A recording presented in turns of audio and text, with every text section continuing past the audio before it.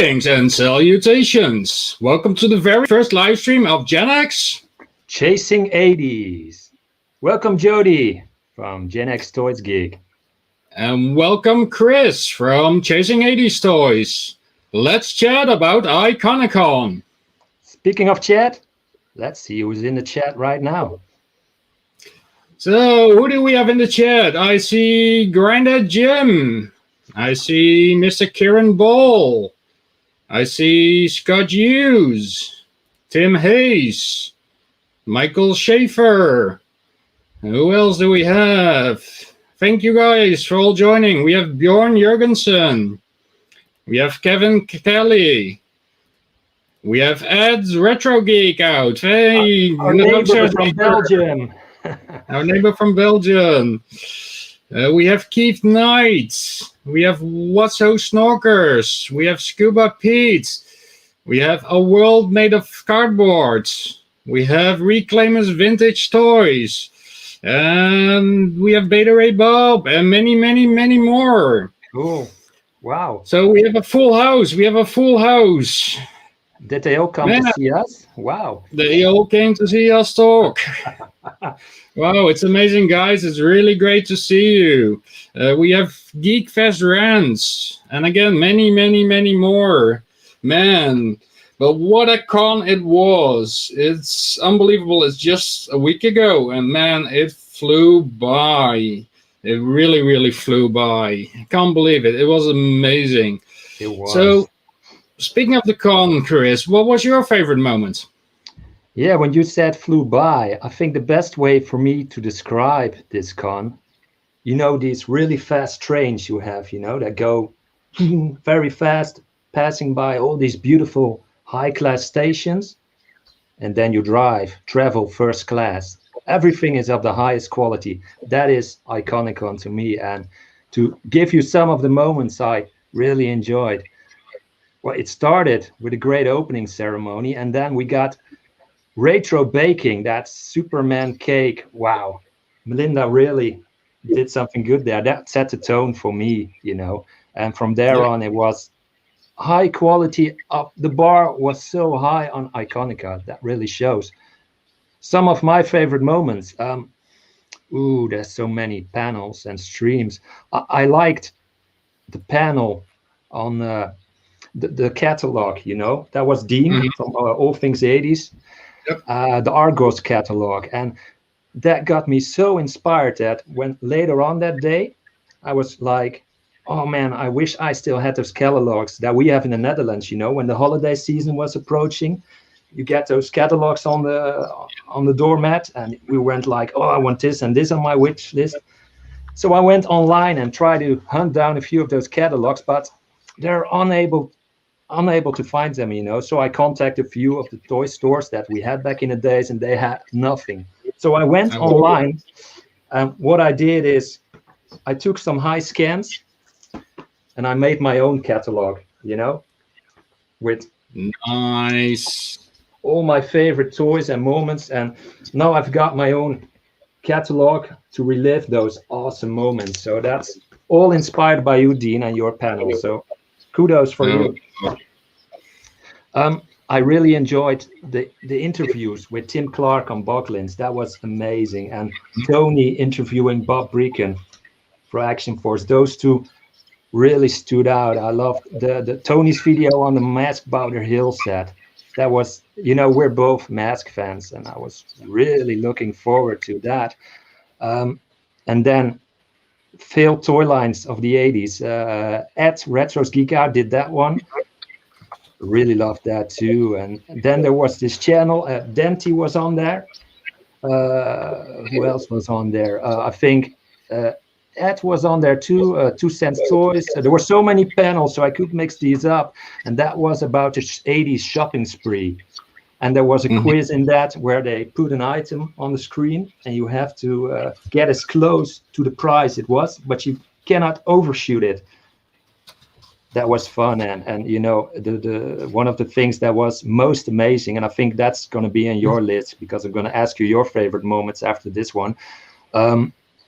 Tony, he's got his own action figure, and we all were there to see that live. That was amazing too. And the list goes on and on. I made some notes here about panels, and I'm not gonna, because we're gonna talk with other people on this stream too, so I'm not gonna read all of that out. But there was another stream, and there was a bloke from the Netherlands on there, something to do with vehicles, and that was pretty cool too. Great quality. Yeah, thank you. It was a lot of fun being on the panel. Yeah, what were some of your favorite moments or favorite streams, panels on that Iconicon? Yeah, so I have to divide it in 4 categories. The top panels being the Iconicon Toy Trinity. So finally having RetroBlasting, Analog Toys, and Toy Ploy in the same chat. The Bob Breakin interview, especially all the prototypes, the diagrams that he had, was just mind-blowing. I had some really, really big back to my childhood moments with Dean's Argos catalogs. Like you said, the Intertoy Spellbook. Yes. Going for catalogs for St. Nicholas. Really love the British TV of the 80s, because you and me were watching the British TV channel, Sky Channel there, because we didn't have Saturday morning cartoons except for on Sky Channel. Yeah. For the top videos, the pre-prepared videos, I really have to give a shout out to Comparing the Cuts. It was one of the most beautiful scripted and most beautiful produced video. Joe Burke's Tomahawk repair review. One of the most unique ways to do a review of a toy. Yeah, and then top moments, like you said, the Desert Red announcement. Tony as an action figure. And then me as a Transformer geek. Yeah. RC from Cybertronic Spree popping up in the chat. Wow, amazing. But I have to say, besides all the awesome content from all the amazing content creators, let's give a shout out to actually the crew behind the screens, the one that do the crowd control. Unfortunately, Tim Ward couldn't make it, but we have Michael Shaffer and we have Scuba Pete. I applaud you, gentlemen. You did an excellent job and worked over hours on Iconicon. Much respect to you and all the other moderators, because there were so much. No thanks. I mean, it's the least I could do for all the free content we got and the amazing, incredible con that they put on. I mean, yeah, I need no thanks. I mean, if I could jump off a rooftop and disappear, I'd do it right now. So, and honestly, this community, it just showed in the comment stream. I mean, it was not some horrendous thing like some people might think it was. I mean, it was very well behaved. It was a blast. I absolutely loved it. Yeah, it really was. Michael said this in his Patreon message. Tony talked about this too. Considering what could have gone wrong, how many countries, how many presenters, how many panelists, how little went wrong and how much went right, really shows just how well it was organized. I mean, Melinda's, she's logistics and operations. She's unbelievable. Yeah. No, I mean, she is. No disrespect to anybody else, but the comment from RetroBlasting, yes. Oh God. Not quite. Anyway, she's amazing. She is amazing. We saw a message from RetroBlasting on the Patreon earlier, a debrief after Iconicon, and he also said they did online conventions before, but I really dare to say nobody has done it as good.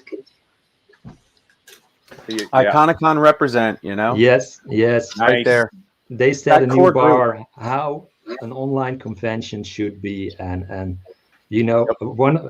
every time a convention starts, even before, the chat was filling with people, and it is, hi Scuba, hi Tim Hayes, hi Carl, hi Keith Knight, hi Buddy from Britain, and then the next program starts, and we go again, hi Scuba, hi Michael Shea, and we did that every chat, I think. I couldn't say it better myself. It was as close to being physically there without, all the terrible odors and the lines, and right. If you missed a panel, you didn't miss a panel. The travel, the cost, you didn't miss a panel because you could watch it back. Yes, you didn't have the joy of the live chat, but you didn't stand in line for 3 hours and then find out, oh, there's no room at the inn, you can't come in. No, I mean, it was it was unbelievable. I enjoyed every minute of it. Yeah, incredible. It's But yeah, the what? community, like you said, we were chatting the whole damn time. Everybody, you know. Yeah, there's something to be said for a real con you can go to, and I do a lot of those in the Netherlands when they're actually happening. But going online, just as good, maybe more fun, more relaxed in a way. Mm-hmm. The master orchestrator and master of Excel sheets is in the house. What's up, guys? Hey, Melinda. Hey, Melinda. Hey. I did not feel like being on camera today. I hope that's okay. So I just gave you a picture of my Superman cake instead. Incredible cake. Oh, that was fun. That was so much fun. How about a huge shout out to the face sculpt alone? I mean, seriously, I don't His need that jaw is a plastic little thing. out of control, though. I mean, let's be honest. But I kind of thought it was cute that way, so I just said, "Oh well, whatever. It's fine." It looks great. It was art you could eat. Yeah. And can I compliment Tim for filming that video? He did a great job there. Yeah, me and Tim spent many hours that day in the kitchen. It was like about, I don't know, I think it was like close to 12 hours. I mean, Oh, wow. it was a lot. Yeah, I think we started at like 10 or 11 in the morning and finished it up 10 o'clock at night. So Wow. He held the bowl. He was like almost I like know. Thing from the Addams Family, you know? No, kidding. I'm kidding. That was good. Oh. Yeah, well, I mean, I wanted to echo your sentiments that you said earlier about praising all the moderators and all of you guys. Like, it's one of those things that doesn't seem like people don't see it, right? It's the work that you're doing behind the scenes that sort of keeps it enjoyable for everybody else. And it's easy to just sort of forget that it's happening when it's done well. And that's just a testament to how much, you know, I just really appreciate you guys stepping in. It's not like you're getting anything out of it necessarily. Like, you're working and you're spending your time doing that and reading a lot of, you know, sometimes crappy comments or whatever. But, you know, it really helps all of us to just be able to stay focused on the fun part and not the haters. So Oh, wow. I mean, it's You know, very appreciated. I found it was hard. Like, we, of course, had a spreadsheet for signing up which panels we were going to mod on. Of course. And so I would, of course, and the spreadsheet bathroom chart. I really appreciated that the most. That was Oh, like, well, you're ooh, I need to go potty right now. That's right. But tinkle time. Tinkle time, and 3, 2, 1, go.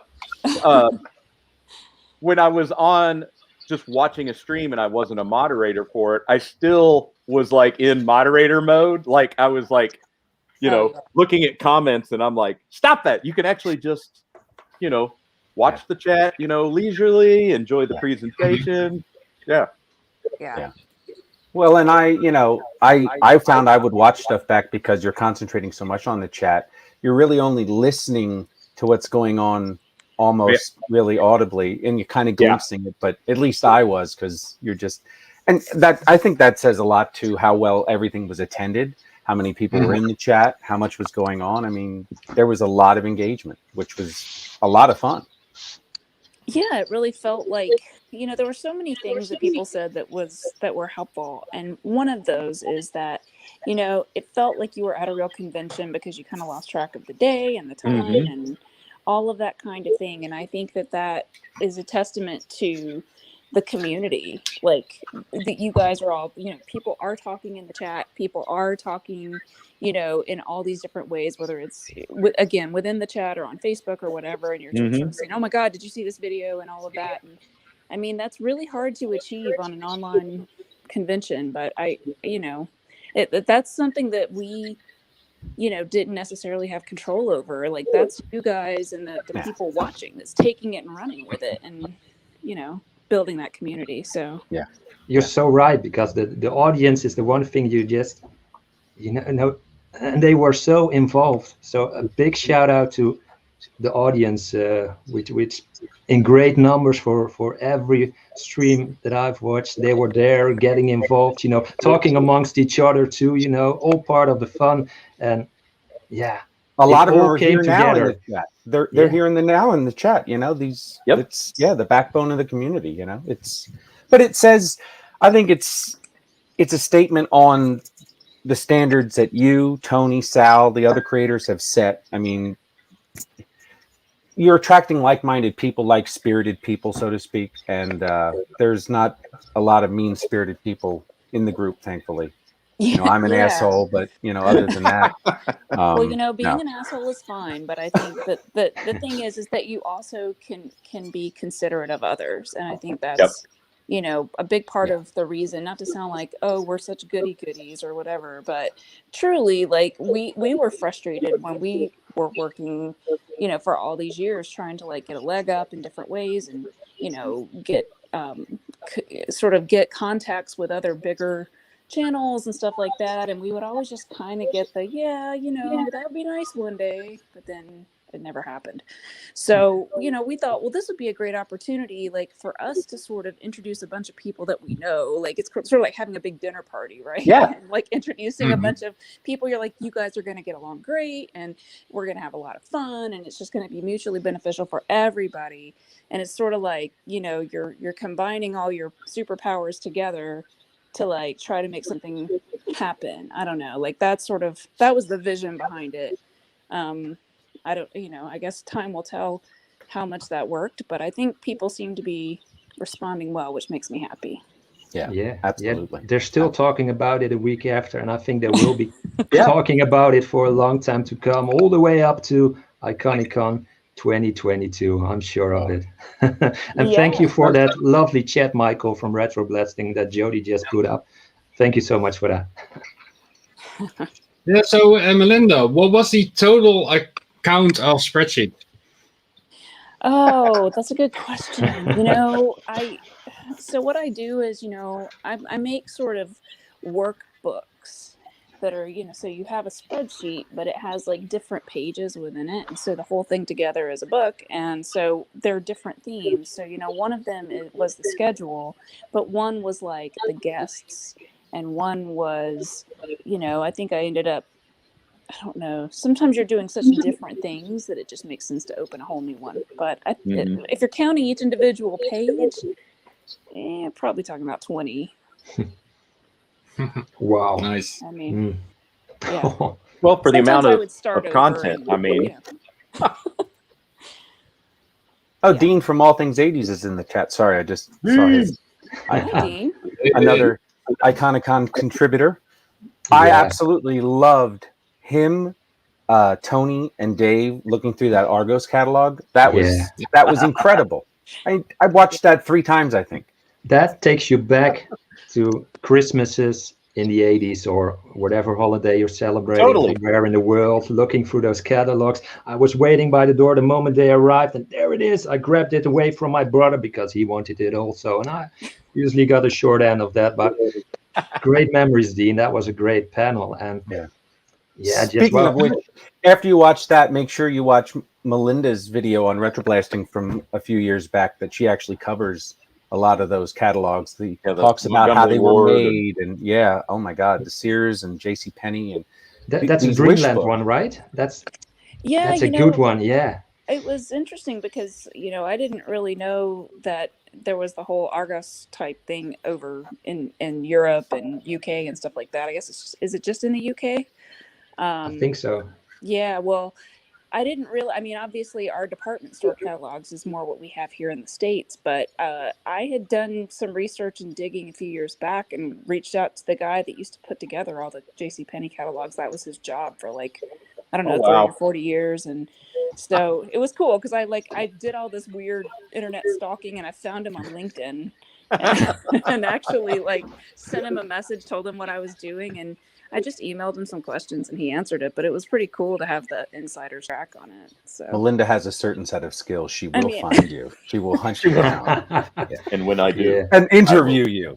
True. I did the same thing with Wilton. Actually, I reached out to them and sort of asked for a little bit of background on how they made the pans because you can't really find a lot of info, and you know, I don't know. And once that stuff is lost, it's kind of lost to time in a way.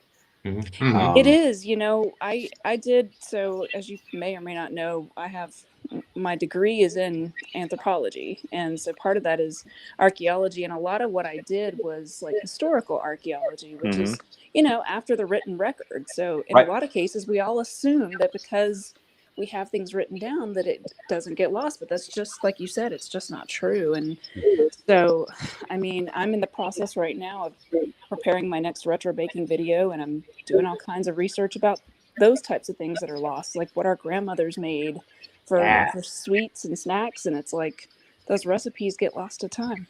So Guys, I still need to get up to my folks' place. They're just 10 minutes away, but Mom has Grandma's, giant Betty Crocker cookbook recipe, and it's just shoved full of handwritten, like take the rubber band off and it just Wow. Nice. Yeah. That's the good stuff.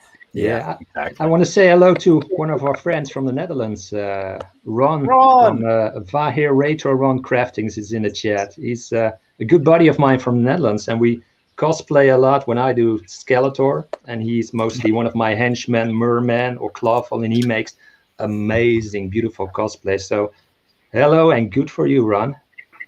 Nice. His visionary statues that he's been crafting are out of sight. Yeah. Good stuff.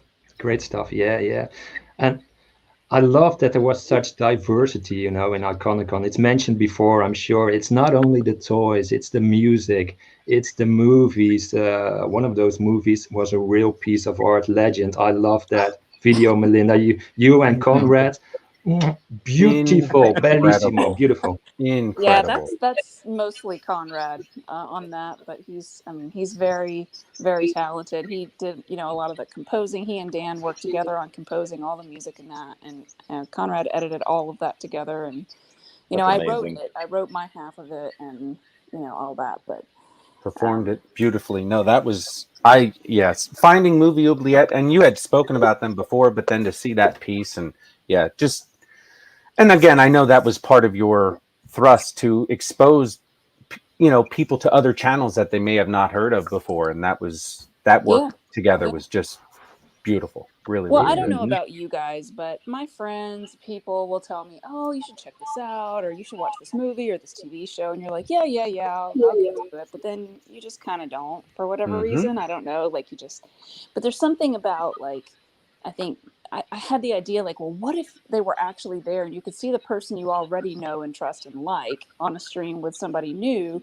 and kind of get a vibe of like, if you might like them, if you might be into what they're talking about, maybe you like them in a different way, and that would probably entice people a little bit more to go over and actually spend the time to watch the first episode of a different show, Yeah. What are some of the content creators out there for you that were new, you discovered through Iconicon and subscribed to perhaps, or who are those for you guys? Definitely movie Oubliette. I was like, I'm like, I got so much to catch up on of their content. And then, of course, I was already a big fan of Clobberin, hang out with him on Saturday night in the chat for Star Trek. But, there's so many of these smaller channels that are just criminally undersubbed for the quality content that they're cranking out. Ed's Retro Geek Out. I'm like, how was I not subbed to Ed's? I'm like, what the heck?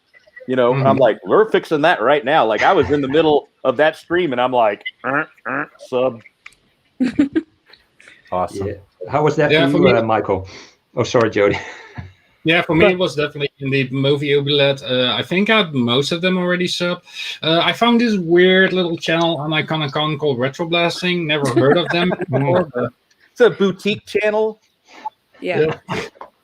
They're going for how long can they be on YouTube and not have 100,000 subscribers? I think that's the record they're going for. It's ridiculous. I don't know how you guys aren't seeing more. Something's going on with that algorithm because it's all messed up. Yeah. It's funny. We talked to a consultant like a while back, and I mean, overall, he had great advice and great tips and stuff like that. But one of the things that he sort of said was that if people aren't sort of responding to your work, then it's just your work, whatever. And so it's like, I mean, maybe that's true. Maybe it's just sort of the fact that we're not really talking as much about modern. We're not you know, Hasbro is not going to ever be our BFF, I don't think, which is fine. We don't have any sponsorships that are probably going to happen unless Moon Pie comes through Pie, I for was me. like, yeah. I think Moon Pie is a very real possibility. Mm. Moon Pie 2022. But I don't know. I mean, it's hard to say, but I mean, I see some other channels that do similar stuff to what we do, and they have, you know, a decent, a bigger draw. Of course, those folks do end up talking a lot more about modern, and I think that's probably the biggest part of it. Like, I don't think it's anything nefarious. I just think it's because, you know, we don't do as much modern stuff, but we're trying to diversify our portfolio, so we'll see how it goes. Sure. Mm. Well, I think the growth you have though is they're keepers. You know what I mean? Yeah. They're not, and they're actually engaged, and so you know, maybe it's harder earned, but maybe it's a better earned thing in the end. Who knows? I could Well, be like Quality you totally full views. of crap.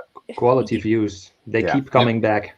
Quality people, like you Yeah. said that a few minutes ago, like a lot of like-minded folks who, like yourselves, who, you know, you're people that we would truly hang out with on a Saturday. You know what I mean? Like, and enjoy it and just say, hey, come over to the house. Well, Yeah, you want to get a have some pizza? cake. Yeah, exactly. Like, that's what to me, that's what we want. So, I mean, Yeah, I jokingly say to some of my friends, you know, we're not physically together, but it's as close to hanging out in the playground or whatever you want to call it as we had as kids. I mean, because we're exchanging toys and we're, you know, Right. not making fun of, but you know, yanking each other's chain about, you know, whatever one thing's into, or you know, that kind of thing. So it's fun.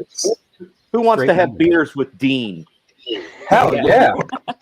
I don't want to even challenge him to a drinking contest, but I definitely want to have beers with Dean. Yeah. I don't even drink alcohol or anything, but when I meet Dean, we're gonna drink a pint, mate, for sure. Yeah. I want to see Dean and Tony, and then like all of us just get together and do it up and see what happens. Oh yeah, yeah, It'd be crazy. the lights out. Oh yeah. True. The Scotsman. Oh, good Yeah. stuff. So, Melinda, Yes. quick question for you. So, how did it feel to be animated? It was weird. We had our main artist, Dave Song, who does our intro artwork on our RetroBlasting channel, designed the Legend animated, just the drawings in Adobe for us, and Conrad was able to use the Adobe Character Animator program so Conrad was actually animating all of those himself. So again, Conrad worked his butt off. I don't know how he did that. We finished that video, like we didn't even start that video till like April or May. Oh wow. I mean, we didn't, like in earnest, we didn't. I'm trying to remember when our cutoff was, but it was an extremely quick pressurized thing. Plus we had all those interviews and we had all of the other clips and images that Conrad pulled and graphics, and just, I mean, he really did do a huge amount of work. So wow, you guys are getting lots of super chats. No, unfortunately, we're not monetized. But not super chats. I can't see the chat like on my phone because I'm on my phone, so I'm just seeing it on my TV screen.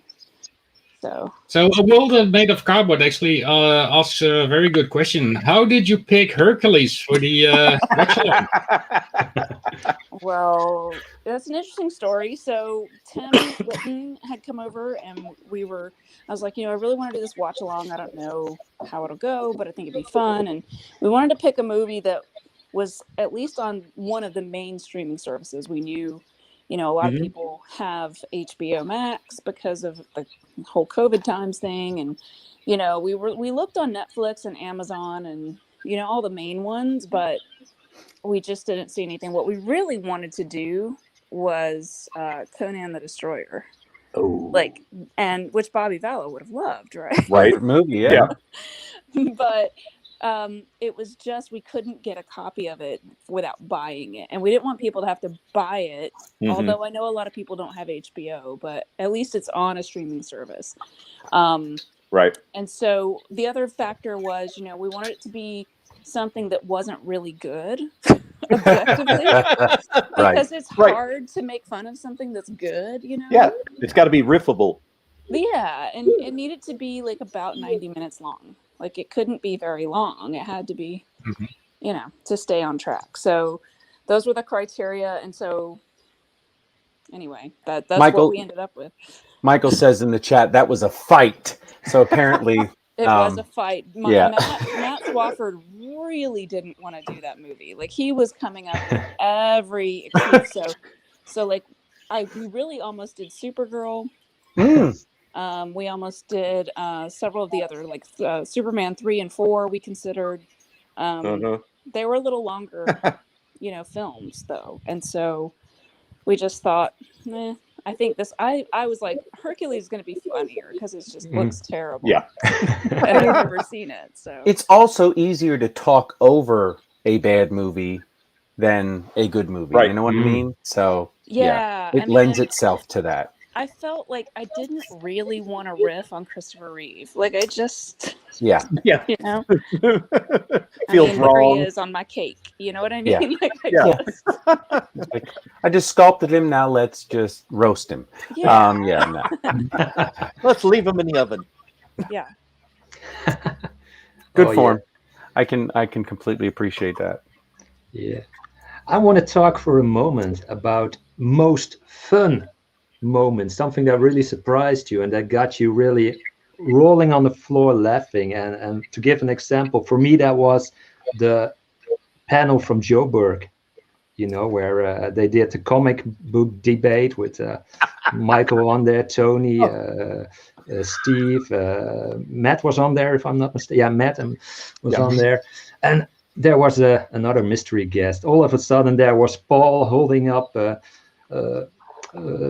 figure from Storm Shadow going, the ninja is the way. He was saying all these funny things, and then it was a really good panel. that was so funny. Let's rewrite that. You know, he was going like, Steve, there are some superchats you must look at now, and I was losing it from then, and then Mindbender came up, you know, and then so kudos for that, Paulie. That was That's good stuff. Yeah, that was so funny. Like we were all sitting up here in the living room watching it and laughing our asses off, and I was pissed in a way because I was like, man, I wish that we had thought of that to do with Broken Vader, just to like break in instead of me every Saturday having to break in with the super chats all the time. If Broken Vader did it, can you imagine how much more successful that would be? Like, yeah. Oh my! At least Broken Vader was in one of the videos, and I believe that was one of the videos Michael did that he really was looking forward to show us. That was Bionic 6, starting with Broken Vader and Tim, right? Yes. And that was another thing that we just really, I did not think he was going to get it done, but he did. Kudos to him. He worked his butt off and got it done. Unbelievable. Oh, yeah. So many hours of watching content to make that one. How many episodes? 67 or something? 65, yeah. 65. Oh, come on. Let's admit it. He enjoyed all 65 episodes. One night. Oh, hell no. It was my favorite parts. That's not true. But the animation's beautiful, and then hit. But did I say the animation was pretty? And then pow, you know. Every 45 minutes or so, when he was coming upstairs and complaining about it, I assure you, it was not talking about the animation. I totally believe. My mind's turning to Jello, right? Talking down off the ledge. Like, this show sucks, and I hate it, and I don't want to watch it. I can't do it. And I just kept telling him, I'm like, you don't have to watch every single episode. He's like, no, I'm watching every episode. I'm watching them all. And yep, I'm like, if you're gonna do it. How many episodes in until he started questioning his friendship with Tim and why he was doing it? No. I mean, certainly by the time he hit episode 35 out of 65, he was over it. He was over it. Oh God, that's good stuff. Yeah, it was amazing production. Oh, that show is good. I have a that show is garbage. Yeah, I mean, he doesn't have quite a high of a threshold for trash as I do in terms of watching bad things. So yeah, I just see him laying downstairs in a pile of Milky Way wrappers and empty crushed RC cans, and he's just like yammering, "It's garbage! It's garbage!" 20 minutes in, and he wanted to flush his friendship with Tim. That's great. Yeah. Sorry. He's awesome. Funny stuff. But the anime, yeah, exactly. Yeah. I only makes up for so much. The pretty artwork, this is garbage. I mean, hey, Thundercats was nicely animated, right? Well, that's what I can't kept say saying. anything. I kept saying, you know, Thundercats and Silverhawks were beautifully animated. So, Absolutely. But I mean, yeah, it does not a strong story make. Porno Kitties from Space still holds true. I'm waiting for the Redux, as he says on that one. Can't wait to see him have fun with that yet again. Yeah, I'm not personally looking forward to that because I don't want The backlash. Well, I mean, there's the backlash, but it's more just like I don't want him to feel like he has to watch every episode of Thundercats because my God. Yeah, really. Yeah. How many Robo Bears can you watch? Oh my gosh. Well, as long as I don't have to watch it, I guess I'm okay. So I picked, you know, I don't know if you've noticed, I did do the Rambo cartoon, which was more fun to watch, but like pole position was like a nice short 13 episode. Yep. You know, I'm working on Thundar, which I had hoped to get done by Iconicon, and I didn't quite get it done. But it's also a very short, like 20 something episodes. So, Love Thundar. Love. Yeah.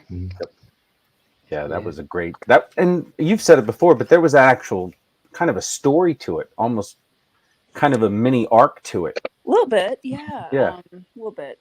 Not 100%, but I think No. we had a lot of those, you know, those great comic book writers working on it, you know, Jack Kirby, all that. You kind of can't help. They kind of want to weave that in there because that's just their DNA, right? Yeah, like, exactly. Yeah, so, they're storytellers for sure, without a doubt. Yeah. I actually was going to, for my cake pan thing, I was actually going to I have the He-Man cake pan, and I was going to take that pan and modify it and make it into a Thundar cake, which would have been super fun. Yeah. I'm sure I'll do that at some point. Future cake. Yeah. Do those cake pans actually come with instructions not to put a little plastic bit on before putting it in the oven? I don't think so, because back then, you know, they just assumed that you kind of had some common sense if you were baking. A little bit of life skill. Maybe. You didn't get the Superman suit with the wearing cape does not enable her wear to fly warning and all those things. Yeah. Ridiculous. Yeah. But they actually put that on now. Did they? Yeah. Oh, yes. Don't put it in the microwave. Oh, no. Yeah. Or your gremlin. Yeah. Yeah. Well, unless they're... Yeah. Or else. So, for me, one of the most fun moments of the con was actually the chat on the auction, so the toy auction on Facebook. Sorry for the guys that missed it who weren't on Facebook, but there was absolute chaos. It was great, so much fun. We had actually had a moment where there was one toy up for auction, and unknowing to us. Each other, both me, Sal, and Tony were bidding against each other, not for ourselves, but to get a toy to Tim Witten. which just he was like, no, and we were like, you're gonna have to work that out with them, dude. Like, Yep. Yeah, huge shout out to Matt Swaford for that whole thing, and I mean that was excellent, amazing. Yeah, really good stuff. stuff. Yeah, you know, it's so funny when you go back and rewatch it. We're like a bunch of old people trying to figure out how to turn on the camera on Facebook.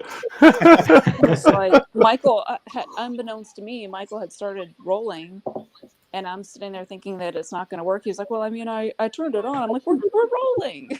So if you go back and watch it now, there's like a minute and a half at the beginning of just us kind of going, we're old and we don't know how technology works. Michael's state comment. That's hilarious. Yep. True. Oh my God. Cannot. You know, post auction, he was over in the corner playing with it. Like he was. The only thing that can beat Jody at his own game is apparently YouTube. They just cut him off. Yeah. Yeah. You've reached your super chat max. Yeah. I'm done now. That was a first, right? Yeah, that was the first. Who knew that YouTube would actually protect the end user from overspending? Right. Shocking. Oh, Especially yeah. considering how much of a cut they take. Yeah. Yeah. Yeah. Yeah, it's what, 30%? It's 30%. Yep. Mhm. So I'm waiting till we actually get paid from from YouTube to donate that money to the charity. So Oh, right. Which Yeah. could you remind everybody in the chat again how much was raised for that? Because it's pretty awesome. oh gosh, what was the total amount? I feel like it was like right around $1,700 for the auction. Wow. Which I can't remember if it's 1,500 or 1,700, but it's somewhere in that ballpark. And then of course we had an additional $500.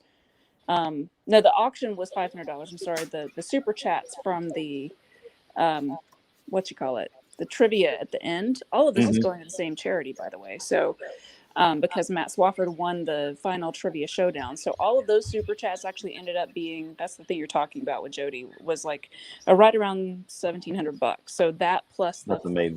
$500 brings us up to about $2,200. All right. And remind us again the charity Matt choose.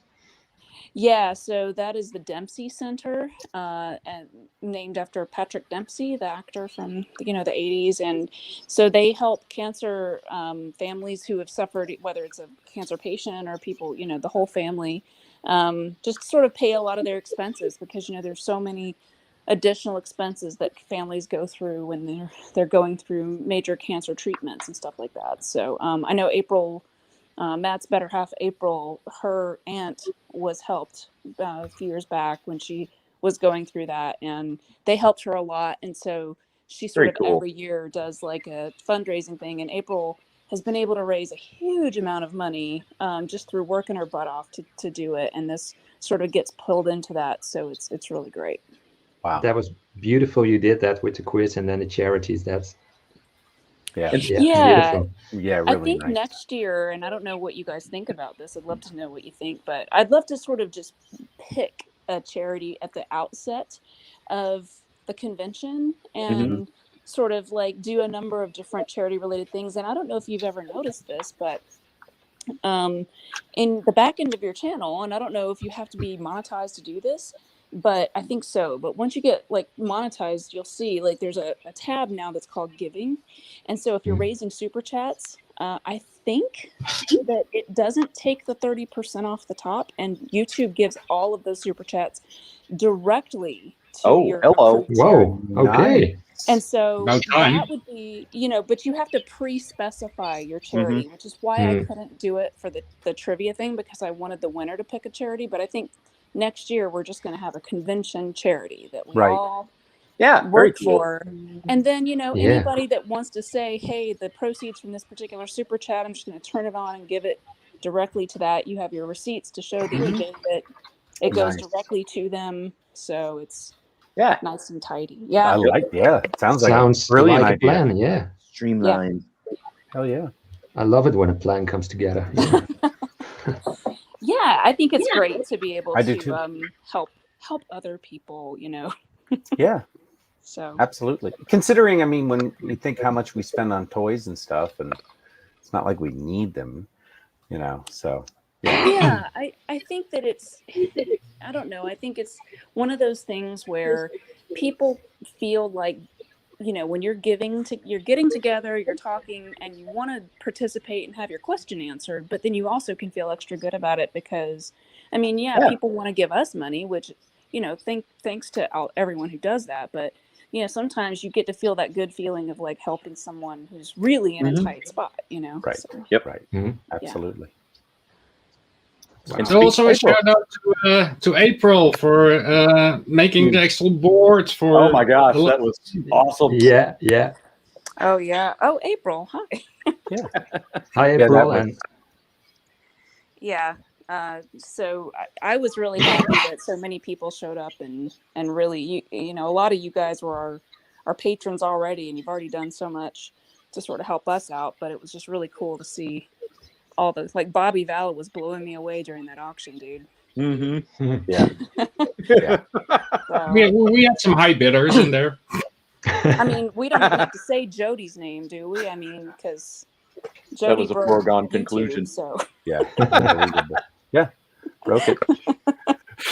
good for you, Jody. Yeah, huge, good for you. It was my pleasure. Unbelievable. It was a Well, good cause.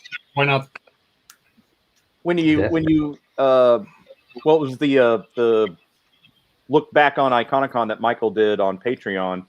When you look at the expenses that you would have incurred to physically go to that con, yeah, it makes many super chats, just look super easy, super cheap. I mean, like, are you kidding me? I would have spent $500 or plus on a hotel, and if you had to fly, I mean, it's And not to mention what it must cost to put on a convention, rent the place, the insurance. That has to be a nightmare. Logistics. Yep. Add everything Melinda did, and then now it's a physical environment. Well, you got to triple it at least, right? Like to get a physical convention going. Because people are like, oh, well, we'd love to do this in person. And I'm like, okay, well, here's my thoughts on that. Like, I would love to be able to hang out with a lot of people in person as well. I think that there's probably a way to sort of, go into the shallow end of that pool first and sort of, ease into that rather than going full on like we're having a huge expensive convention. But I mean, one of the things that Michael didn't really mention in his thing was just the fee to get into a convention. Like we didn't charge. We talked about doing it, charging for like the premium content, things like that. But because it was the first year, we really wanted to like, make it accessible for everybody. And so, but I mean, just going to Dragon Con is like $165 or something like that. Like just for a ticket, multi-day pass. Just for the multi-day or everyday pass. Like depending on when you buy it, it gets more expensive the closer you get to the con. But I don't know. Wow. So, yeah, and you had wonderful guests on Iconicon. Talk about, like I said before, Bob Breakin, Tim Clark. Wasn't he amazing? You just wanted to like hear him talk for hours. Like, hours. Yeah. Michael. Good day, Michael. Hello. Hi. I'm just here to hang out. So I'm kidding. But please continue. Do I know you? We had an awkward exchange at a fan meetup a while back, and I asked you out. It didn't really go well. You said you were with someone at the time who I later found out actually was just a Smurf cosplayer that was with someone else. You didn't even know them. So, but I appreciate the fact that you did want to hang out with me, and it was a great dodge. It really was. So kudos to you. The idea that I would be hanging out with a Smurf cosplayer just. Well, that's why I quickly realized it was a total. I realized it was a total dodge. I mean, you were just ruse. Yeah, you were grasping just to get out of that room, and I respect that. That was Smurfed up. Yeah, yeah. Yep. So, guy did a lot of shrooms. It was a whole thing. Wow. Anyway, I want to talk about the great 80s movie debate for a bit. There were 3 movies on there. A movie named Highlander, which I never saw. I don't know. There was Star Trek, which I definitely did see, Part 4. And The Breakfast Club. How did these 3 movies come together to be in that panel? How did you come to these 3 movies? Well, once we had the panelists, and I said we have to have 6. I just started a chat on Facebook and started trying to poke people and say a movie that you hate that everybody else loves. And see if we could get somebody else in the chat to go, oh my God, I can't believe you hate that movie. I love that movie. And then I'm like, okay, you're paired up and go. It was harder than one might expect because like I have a lot of movies that, and so does Michael, of course, as I'm sure you would imagine. There's a lot of movies that other people love that we both don't like strenuously. And, but I finally just, it took a little going back and forth, but I managed to get people riled up. And, of course, Tim Whitten loves Star Trek. So Yeah. That was easy. That was an easy sell. And that was the first time RetroBlasting and G.I. Joe Burke were on the same, You know, on the same screen together. Yeah. Paul was against Michael on the Breakfast Club video, and Yeah, we've known each other for a while, Joe Berg and RetroBlasting, but we haven't really gotten together on anything. Like we almost kind of sort of did because they stepped in to help us with the whole barge fiasco because they knew Brent. And so they sent us a video clip that I put in one of the videos saying, hey, G.I. Joe Berg has had Brent on their show. So that got us close. Like that was, we've not interacted. But this was better circumstances to interact. So yeah, it was cool because I'd only ever talked to Steve. I never got to talk to Paul or Rob. And so this convention allowed me, even in the briefest moments, to make that direct connection with them as well. Because they're such a great channel and they've been such a great podcast for so long, and they really deserve a boosted signal, as most of us independent channels do. And not to overtalk it, but it's like that's the whole point that I was trying to get across with this event was boosting the signals of channels that I know do great work and get no exposure because you've got these big dogs that are just drowning everybody out. And pardon me for grinding my axe, but if they truly helped people, we wouldn't have been the people that got together to all do Iconicon together. They would have already done one 5 years ago. And they haven't done it. So anyway, I'm going to shut up about that now. But that's my point. It's true. You're just speaking the truth. Yeah. Yeah, that was excellent content. Yeah. Chris, Michael. Yes. So for the ones that haven't seen Chris's content yet, he actually does a really great Skeletor cosplay or costume.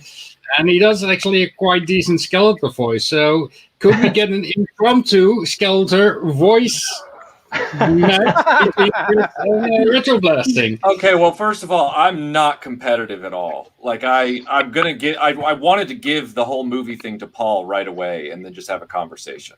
Like I didn't want, because I like making friends, and I don't like saying, well, I'm going to see if I can whoop you at something. Like I hate that. So automatically. See, me on the other hand, I'm super competitive. She is.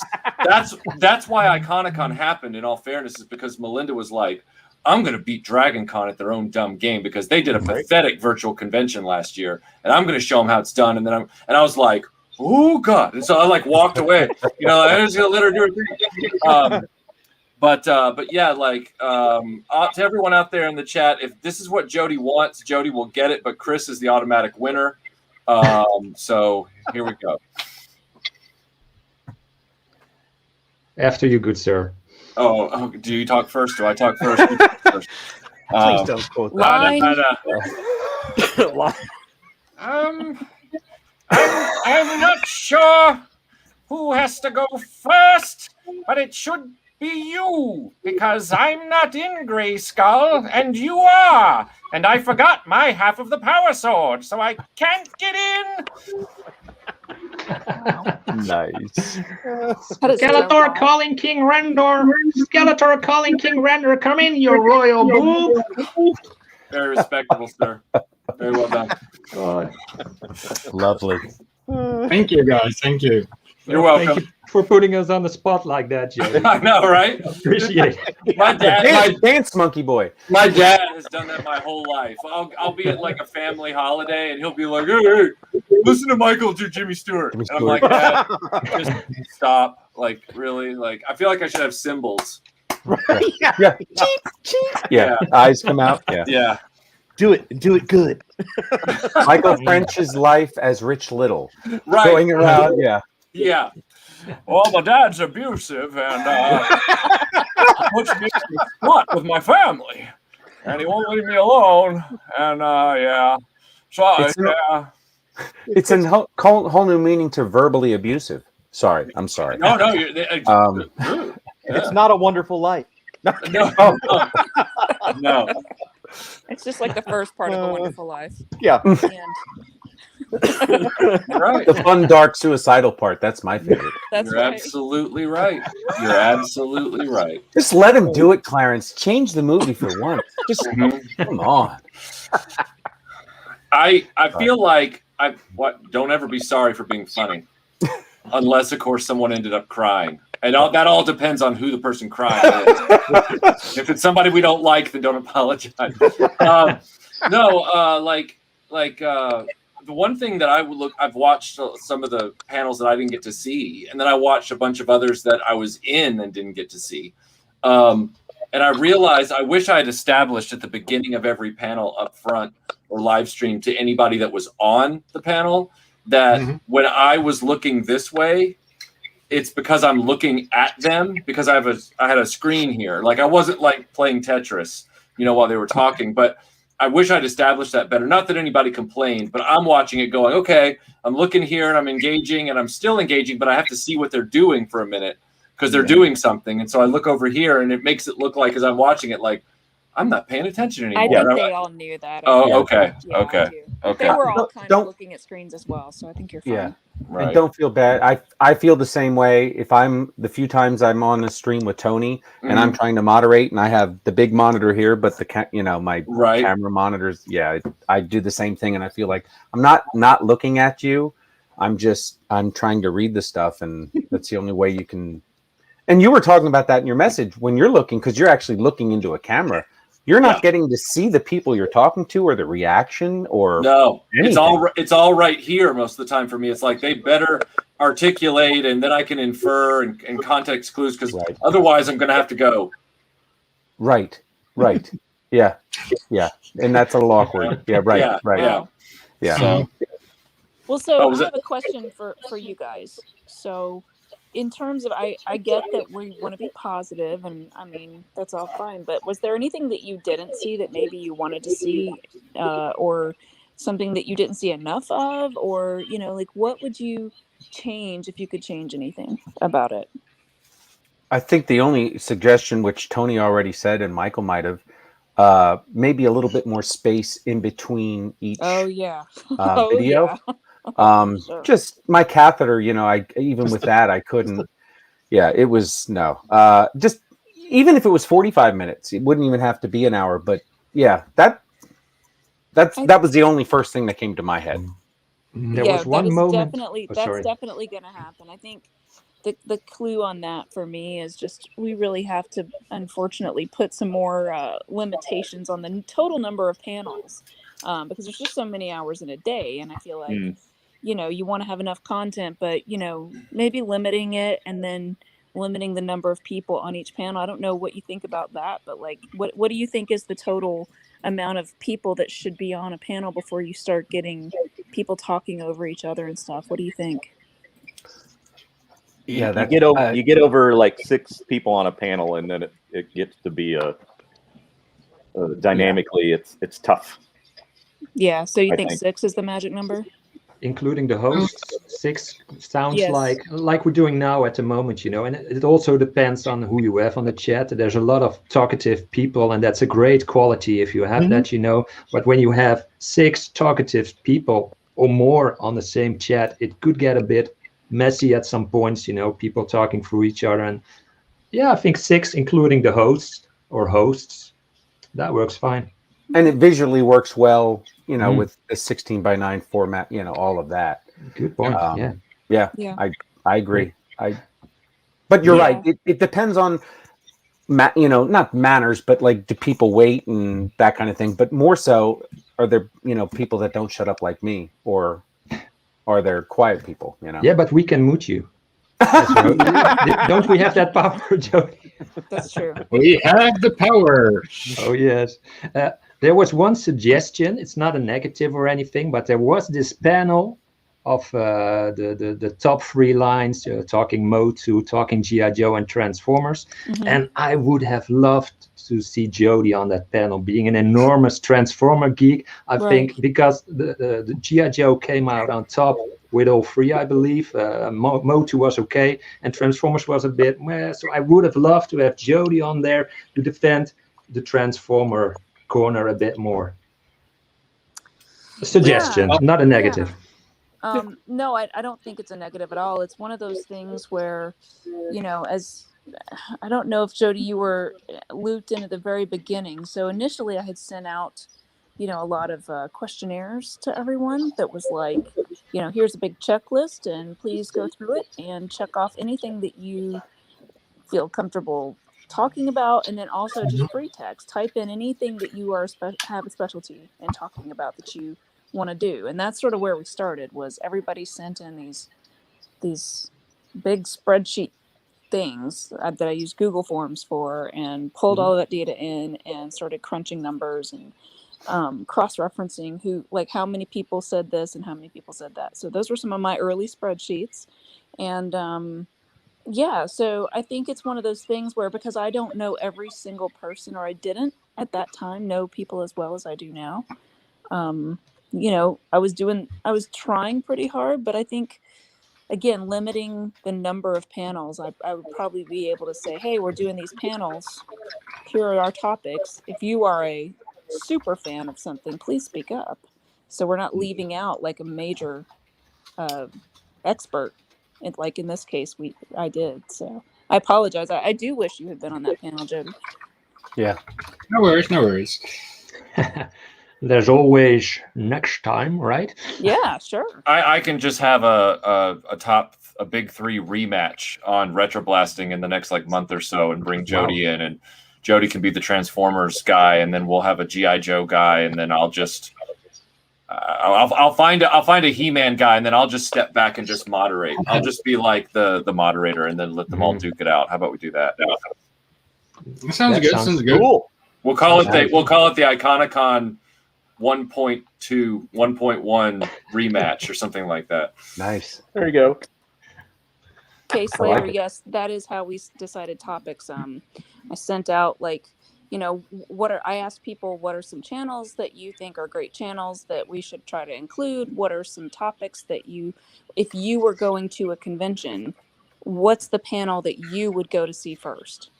And then we're going to do that panel. Mm-hmm. And what topics do you happen to know a lot about that maybe you haven't had a chance to talk about on your own channel for some reason? And so that's where we started from. And that's So Melinda, there's a gentleman here who was at Rebel Commando who was in a lot of the Iconicon stuff, and he's saying, I think a Q&A with people watching at the end of each panel would be good, not necessarily a super chat, but pick good questions seen by mods during the live chat to ask at the end. Oh, okay. So interesting. So instead of are you saying in addition to reading super chats? Right. That's what he's saying. Yeah. Okay. So maybe have the mods pull aside 10 to 15 questions during the show that are not super chats. Yeah, I think so. And regardless about that, I think that this individual's suggestions should very much be taken under consideration, because the image that he's using is of the rarer flesh-colored plastic head rather than the helmet-painted plastic head for Rebel Commando. So he is truly a vintage figure connoisseur. Therefore, he carries more weight with me. Well played, Rebel Commando. Well played. So, Melinda, Michael, I actually extended an invite out to the Patreons of both Analog Toys and RetroBlasting to talk about their favorite panel. Great. And So I'm gonna back out then, so that they don't feel like we're staring them down or anything like that. All right. So we're gonna back out and let them do their thing. All right. Thanks, Okay, guys, thank you. for coming. Thanks for being on. Yeah. All right. Bye. Great talking to you. So, welcome, Raymond. Hi, can you all hear me? Loud and clear. Perfect. Hey, Raymond. How are you, good sir? Great. Well, first of all, I just want to say that Iconicon was absolutely tremendous. I've been a fan of RetroBlasting for several years now, and now thanks to Iconicon, I've become a fan of so many other YouTube channels, which is one of the great purposes of it. I mentioned this to Michael in a private message a few days ago, but one of the advantages that I had in watching it was I couldn't watch every panel because of work scheduling, but I was unable to go back and watch it on the replay, which you can't do in a live panel or a live event. So I'm really grateful for that. And I will say that every panel I watched, I was educated. I always love learning new stuff, and even stuff that I wasn't necessarily into, but at least I learned something from it, And I'm just, this is just for me a great way to kind of come home from work and have something, enjoyable to see and anticipate watching. But I was also glad on the days I wasn't working when Iconicon was on, I could actually join in on some live streams too. So in fact, one of the other great things, and I'll be as quick as I can because I know other people want to get in, but one of the other great things is that it's always gratifying to know that others have experienced similar things that you have, even if you don't know that for a fact yet. An example was the military collecting stream that Bobby Valla and Tony did. I had mentioned in one of my super chats about 2 lines of figures that I collected in the early aughts. I didn't even know if they were familiar with them. Turns out Tony knew about all of them, and so did Bobby Valla. And not only knew about them, but actually could describe them in detail, the details I remembered. So just like with any of the panelists here or RetroBlasting as well, it's always great to hear those kind of memories come back, personified in other people that experience the same thing. So I'm just glad to see all of you today. That's great. It's great to see you. Such That's kind great. words. That's a great share too, because I get that same. Sometimes somebody will share a memory or something and unlock something that you might have forgotten. Oh wow, yeah, I did the same thing. I played that same way with such and such toy. Or I totally understand what you're saying with that.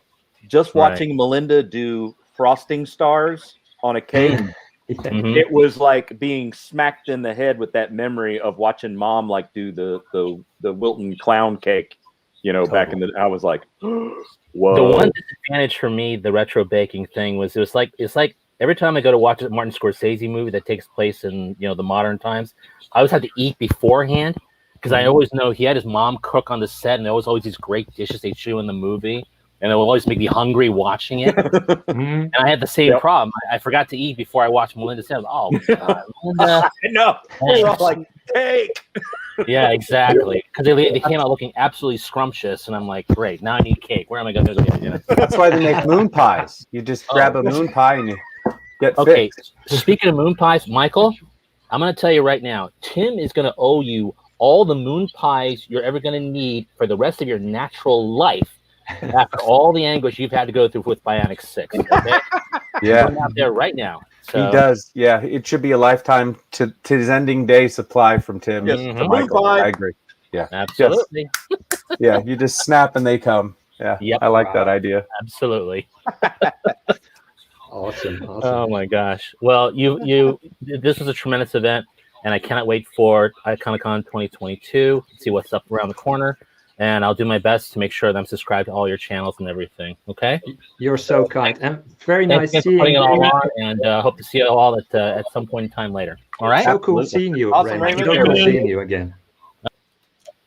Next is Mr. Hayes. Oh, yes. Hello, Tim. Tim Hayes. Hi, guys. How are How's you it going? doing? Doing good. Doing good. How are you, good sir? Good. How's it out on the West Coast? It's hot out. I think it's going to get into the upper 90s today. Wow. Well, luckily you were able to stay inside watching Iconicon all last week. So Yeah, I was inside, but my sleep schedule, it just got really crazy. So I was getting up like at 4 or 5 in the morning to catch something. So it got to the point where if I was getting up that early, I just had the computer on in the background. I just slept on the sofa and I just kept peeking at the computer every so often while I was trying to fall asleep. But I muted the sound because my mom would be coming into the living room to do her exercise DVD. Yeah. I feel you, Tim. I honestly, and everybody knows, I didn't get to see Tony's reaction live because I wasn't moderating on that panel. I was just watching it. And I dozed off. He wasn't crying. He wasn't crying behind the scenes. He wasn't crying. Well, I was having to go to church right at that time. So I turned off the computer, or I turned off YouTube in the living room, and I went into my bedroom, turned on YouTube on my Roku, and was watching the rest of it while I was getting ready to go to church with my mother. Yeah. Yep. Tim, what were some of your most memorable videos or panels that really did it for you? Well, the final one, that costume panel, was a lot of fun. Yeah, that was excellent. Yes, I wasn't expecting to see RC from Cybertronic Right? Spree. That Yeah, I really didn't expect because it was at the end of it. That was great, right? Did you see that, it Jody? wasn't- Did you? It wasn't promoted. Sorry, that was the other thing. So it was. Well, I knew Cybertronic Spree was originally on the guest list originally, or as a presenter originally. So, but then she showed up for the final one, so I was happy about that. Heck yeah. And there's what else did I catch? Well, one of those toy ones that Sal did was kind of fun, but he made it sound like it wasn't going to be fun at first. Oh, where he was doing the customizations? Yep. It wasn't that one. I think it was one of the last ones he did. I think it was something to do with toys. I don't think it was the one where he did this, like, not the psychology of playing, but was it that one? He did one where I remember you in their chat and you were concerned because you had said you thought he wasn't, because he, like you said, he gave that warning. Some people, yeah, he gave a warning, so he made it sound like a Debbie Downer, like it was going to be, it wasn't going to be any fun. And then Michael told me to calm down. Imagination, thank you, Michael, from RetroBlasting. Yes, that's the one. It was Play Imagination. I knew it was something to do with playing, so yeah. So that was kind of fun, but I guess he couldn't do it too long since he's in the military. He's lucky enough he's involved with YouTube at all. He puts out some amazing content considering his work schedule. Yeah. And the shifts that he's on. But yeah, Sal's a great channel. I was happy enough to be able to moderate for him, and there was a lot of fun on his channel, in the chats and the videos, both the pre-produced stuff and the live stuff. So yeah. Really, really a lot of fun. Yeah. Tim, before we're going to let you go, I want to thank you again for always being so kind and saying hello to everybody in the chat. You're one of the kindest persons I know. Well, I think it's just the way my mom's raised me, probably. Yep. Well, she did a good job. Yeah. Oh, yes. That was she did the best she could, considering I'm mildly autistic, which Jody has Asperger's syndrome like I do. But it was just so great to see you literally greeting everybody popping on and just reinforcing that this is a much larger community, a global community. It's not, oh, well, you're only I only see you on RetroBlasting, or I only see you on 2 Cents Toys, or whatever channel. No, it was just global, and that was awesome. Yeah, wonderful. And Michael's from my generation, even though he's a year younger than me. He's pretty much my generation kids with Star Wars, G.I. Joe, and all that. So it's always fun to talk to him on Facebook every day. Absolutely. Absolutely. Yeah, he loved, well, he even said there, he loved talking to you every day through Iconicon. So absolutely. Yeah. Awesome. Well, thank you, Tim, for taking time to come on the show and to watch our very first live stream. I really appreciate it, my friend. Great seeing you, Tim. Thanks for having this live stream. Bye. Talk to you, Tim. Talk to you, bud. Next, we have Mr. Connor Fuller. Connor! Hello, Hi, everybody. Connor. Top of the evening to you, sir. I've got my orange on. Oh, wow. How are you doing? Connor messaged me. So Connor messaged me in front, and he says, "Well, I'm gonna be on, and I'm gonna be in orange." That's so cool. No, but I just, first of all, thanks to Jody and Chris for doing this. It's a brilliant idea, and it's a great opportunity for us all to sort of get together after the fact and discuss it and talk about it. And of course, thank you so much to Melinda and Michael for organising it, and all the other channels for chiming in, the guys that were doing the moderation for the chats. It was brilliant. But just to come at it from an attendee perspective, our point of view, it was absolutely exhausting and worth it. It was brilliant. It was from first thing in the morning right throughout the day into the evening. There was times where I was falling asleep to catch the late chats. It was just brilliant throughout. After spending a year and a half pretty much in lockdown or isolation and everything else, we we sort of depended on YouTube as an outlet and going watching different streams or different videos and getting to know all you guys throughout the different communities, through the different channels, and just to hang out with everyone for a whole weekend was just brilliant. And there's no other way we could have done this in any other setting other than a virtual convention. And it was just brilliant, great crack, great fun, tremendous entertainment. I thoroughly enjoyed it. I just like from everyone to the channels involved, the organizers, to the guys in the community in the chat. Thank you so much. I really had a great time last weekend. Yeah, and that's my 2 cents. It was great to see you were there the whole time. I saw you in all the panels I was moderating. So yeah, absolutely. Like this is my last weekend of lockdown. On Tuesday, I get to leave the county for the first time in a year and a half, which I'm really looking forward to. So I was like, what's the first thing you're going to do then? I'm going to have a pint of Guinness. Yeah, that's good. That's my plan. I haven't had a nice pint of Guinness in a year. Cheers to you, sir. Mother's milk. Yeah, heck yeah. That's awesome. And just one quick point. Sorry, I don't mean to hog it, but I wouldn't dare try and pick a favorite streamer or a favorite out of the whole thing, because it was all brilliant. But Tony's interview with Bob Breakin knocked my socks off. Someone that grew up with Action Force, and Action Force was affordable. I think when G.I. Joe came out, it might have been $2.99 or $3.99 for a figure, but Action Force was 99 pence, so it was affordable. It was great, and like for the age of Bob Regan, he just kept knocking the socks off me. He'd pull up some schematic, and I, like, all of a sudden my memory bank's open, and I'd be trying to process it, and just as I'm getting my head around it, he'd pull something else out. I couldn't keep up with the man. It was just astonishing. It was one of a kind items, the prototype Robo Skull. It was crazy, unbelievable, and it was like, I have gone back and looked at bits of other streams, but that's another one I had to watch the whole thing completely again there during the week, and probably will again. There's so much information to process. I need to watch it and then just pause it and like take that whole schematic in, or that. So I would say not a favorite, but a memorable moment for me. Highlight the convention.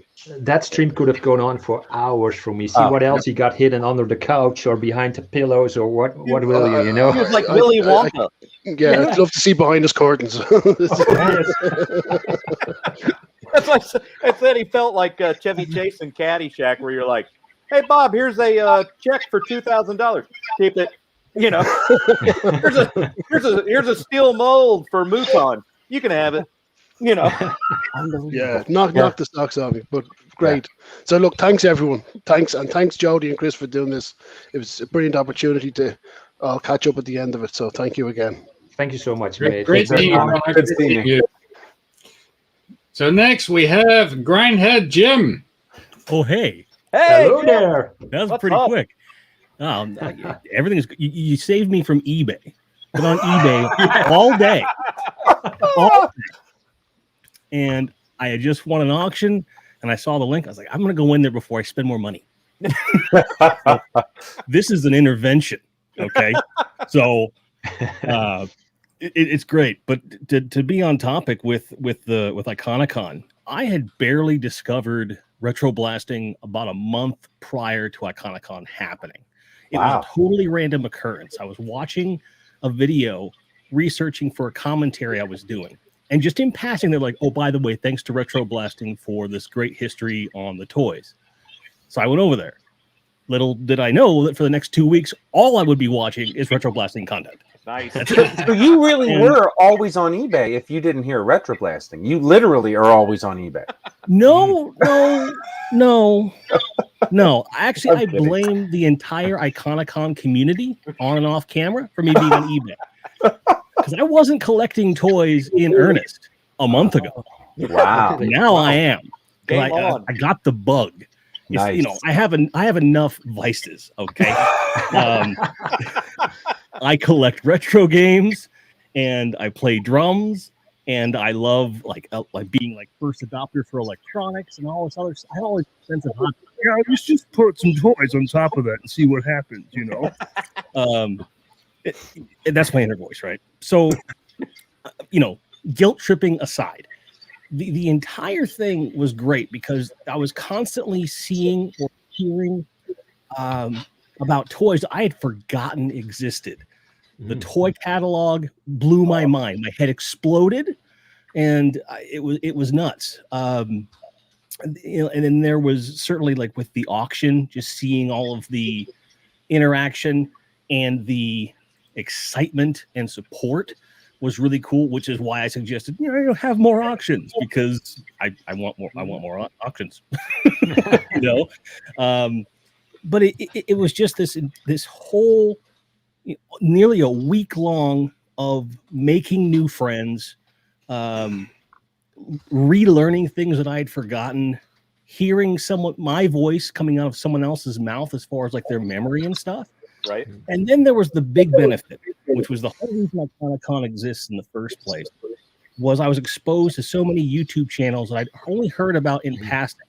But between my work schedule and other stuff that I had decided I was going to, you know, was just going to watch, I hadn't had a chance to go over and look at them. But because it was encompassed within Iconicon, I was so engrossed in the culture of it, I started watching things. Saw things I never thought I would ever see in the world, like the U.S. flag floating on water. What? Yeah. What is that? Yes. And then I went back and I saw the video where that actually happened. I saw how they did it and everything else, and I was like, it's so freaking cool. Yeah, it's crazy, cool. Right? Yeah. And it was just like one thing after the other. Like I never thought at the age of 44 I could feel like I was 10 years old. Right. I mean, until I get up out of the chair, then the knees creak. Yes, yeah, we're all there. We all feel your pain, bro. Yeah. We feel your pain. But if a channel can do that, make me feel 8 or 10 years old again, success. Exactly. Yeah. You know, and that's why I haven't hesitated on trying to be as supportive and engaged all over the place as much as I can, because these kinds of, you know, content creators really are doing the best things. Because in a world where sorry, I almost went full movie trailer there. I like it. In a world where there's so much darkness, so much anger, people are arguing about inane things. The art of the debate is completely lost. I can go to this long list of channels that are all interconnected like a comic book universe and just know that it's all positive and supportive, and it's like a big virtual hug. So I'm a little bit addicted to the whole thing, to be honest. So at any time there's content, I'm like, oh, I'm right there, you know, because that's otherwise I'm on eBay at this point. But isn't it as close as you feel? For me, anyway, it harkens me back to wanting to watch these YouTube channels and seeing their new content is as close as I am to. I got to get home and see that cartoon after school. Right. You know, exactly. Centurions is going to be on in 5 minutes, or you know, whatever. And yeah, so I have that feeling now to see these channels' content. Exactly, and I hadn't even thought of that analogy, and I love analogies. So kudos to you, my friend. Oh, like, I would not have. That's great. That's awesome. But yeah, that's exactly how it feels. And I don't want to take up too much time. I'm sure there's other people in queue.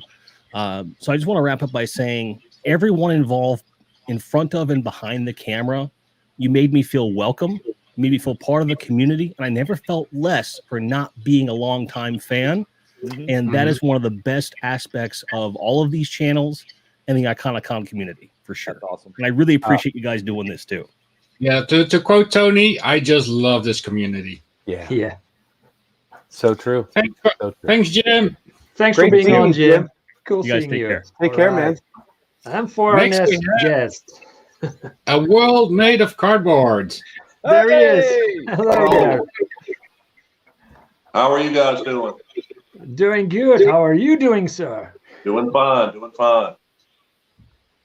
I'd like to say about Iconicon is I couldn't think of any other channels except RetroBlasting and Analog Toys that can pull anything like this off. This was just amazing.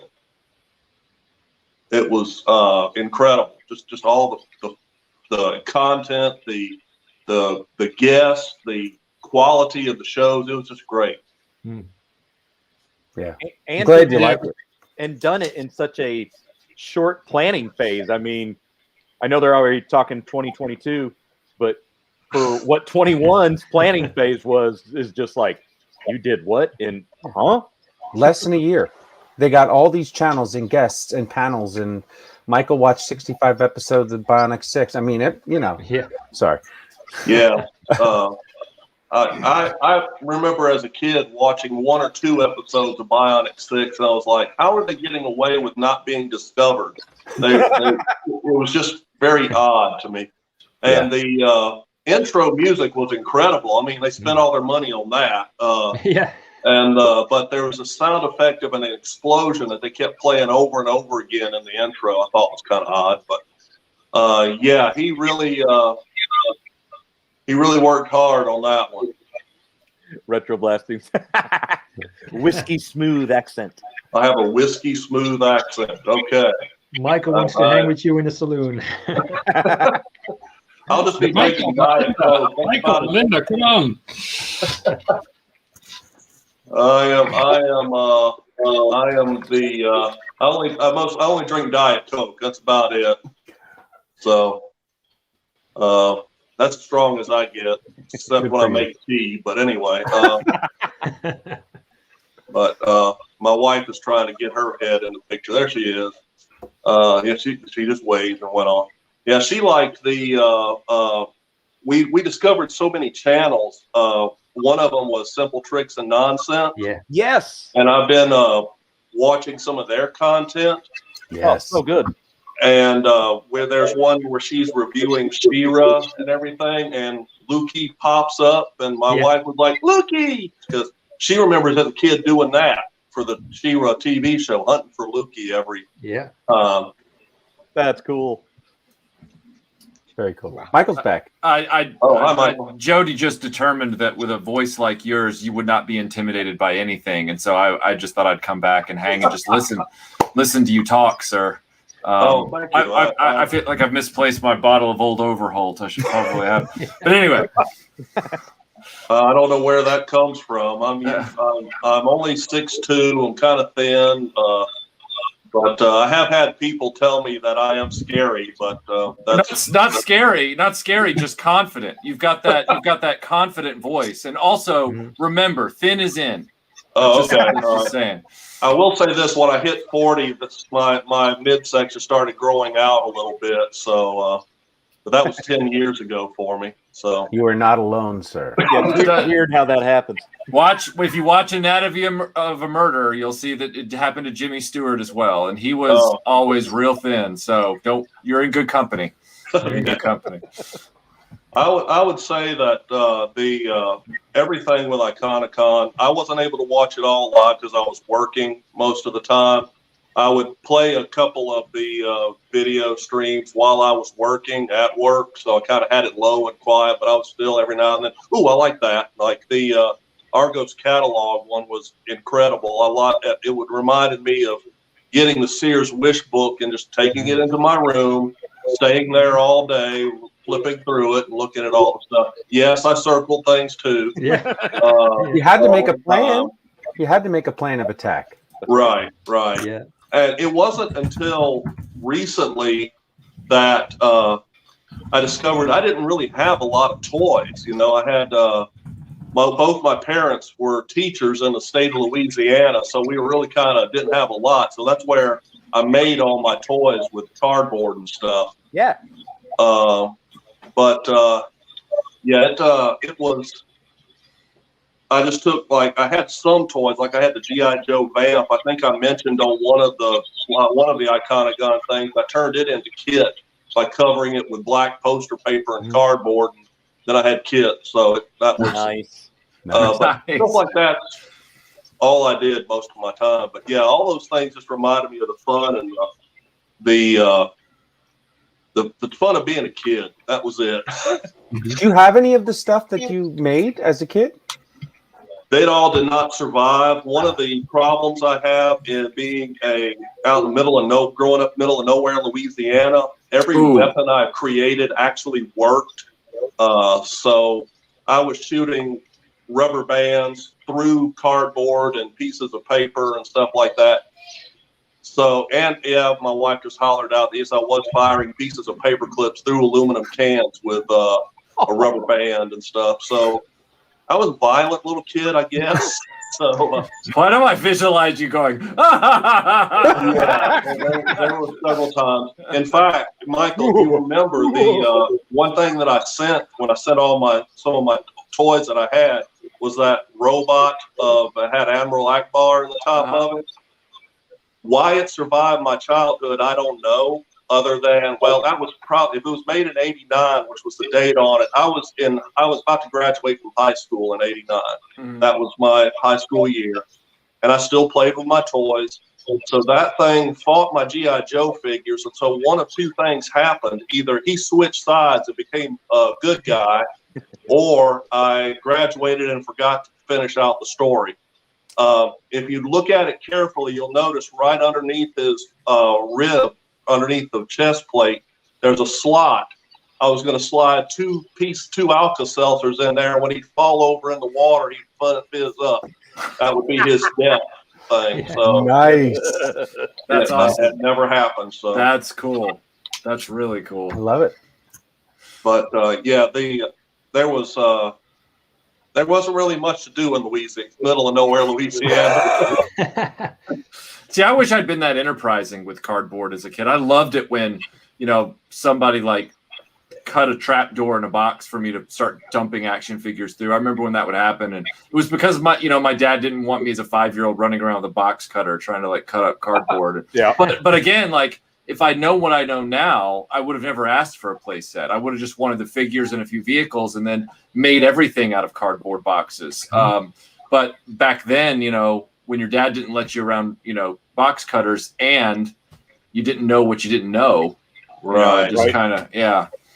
My father, he built model airplanes, remote control model airplanes out of balsa wood and stuff. So he was a math professor too at a college. So that was his teacher. Mm-hmm. And my mother was a kindergarten teacher. So I had access to all sorts of materials and the techniques and stuff to do it, build it all. Mm. And yeah, it was a lot of stuff that I would try to make. I mean, my father realized what I could do. One time he was building his little model airplane, and he had a magazine. He loved flying ever since he was a kid. He had a magazine that had a biplane in it, one of the Eagle biplanes. Mm-hmm. And I looked at it, and he was throwing pieces of trash on the floor. I said, "Can I have some of this?" And he said, "Sure." And so I drew on the side of the balsa wood he threw down that plane and cut it out with the knives and everything. And I built myself it was a little 2D model, all flat stuff, but it had the wings and everything, but it was of that plane. And he was like, "John, you just built that?" And I said, "Yeah." And so ever since then, he kind of realized I could build stuff. I mean, I'm going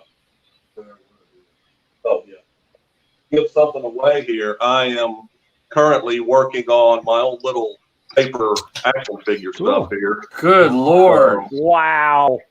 And dude, that's beautiful. I've got a whole slew of them, prototypes of a lot here. Wow. Is that K9 cardboard as well?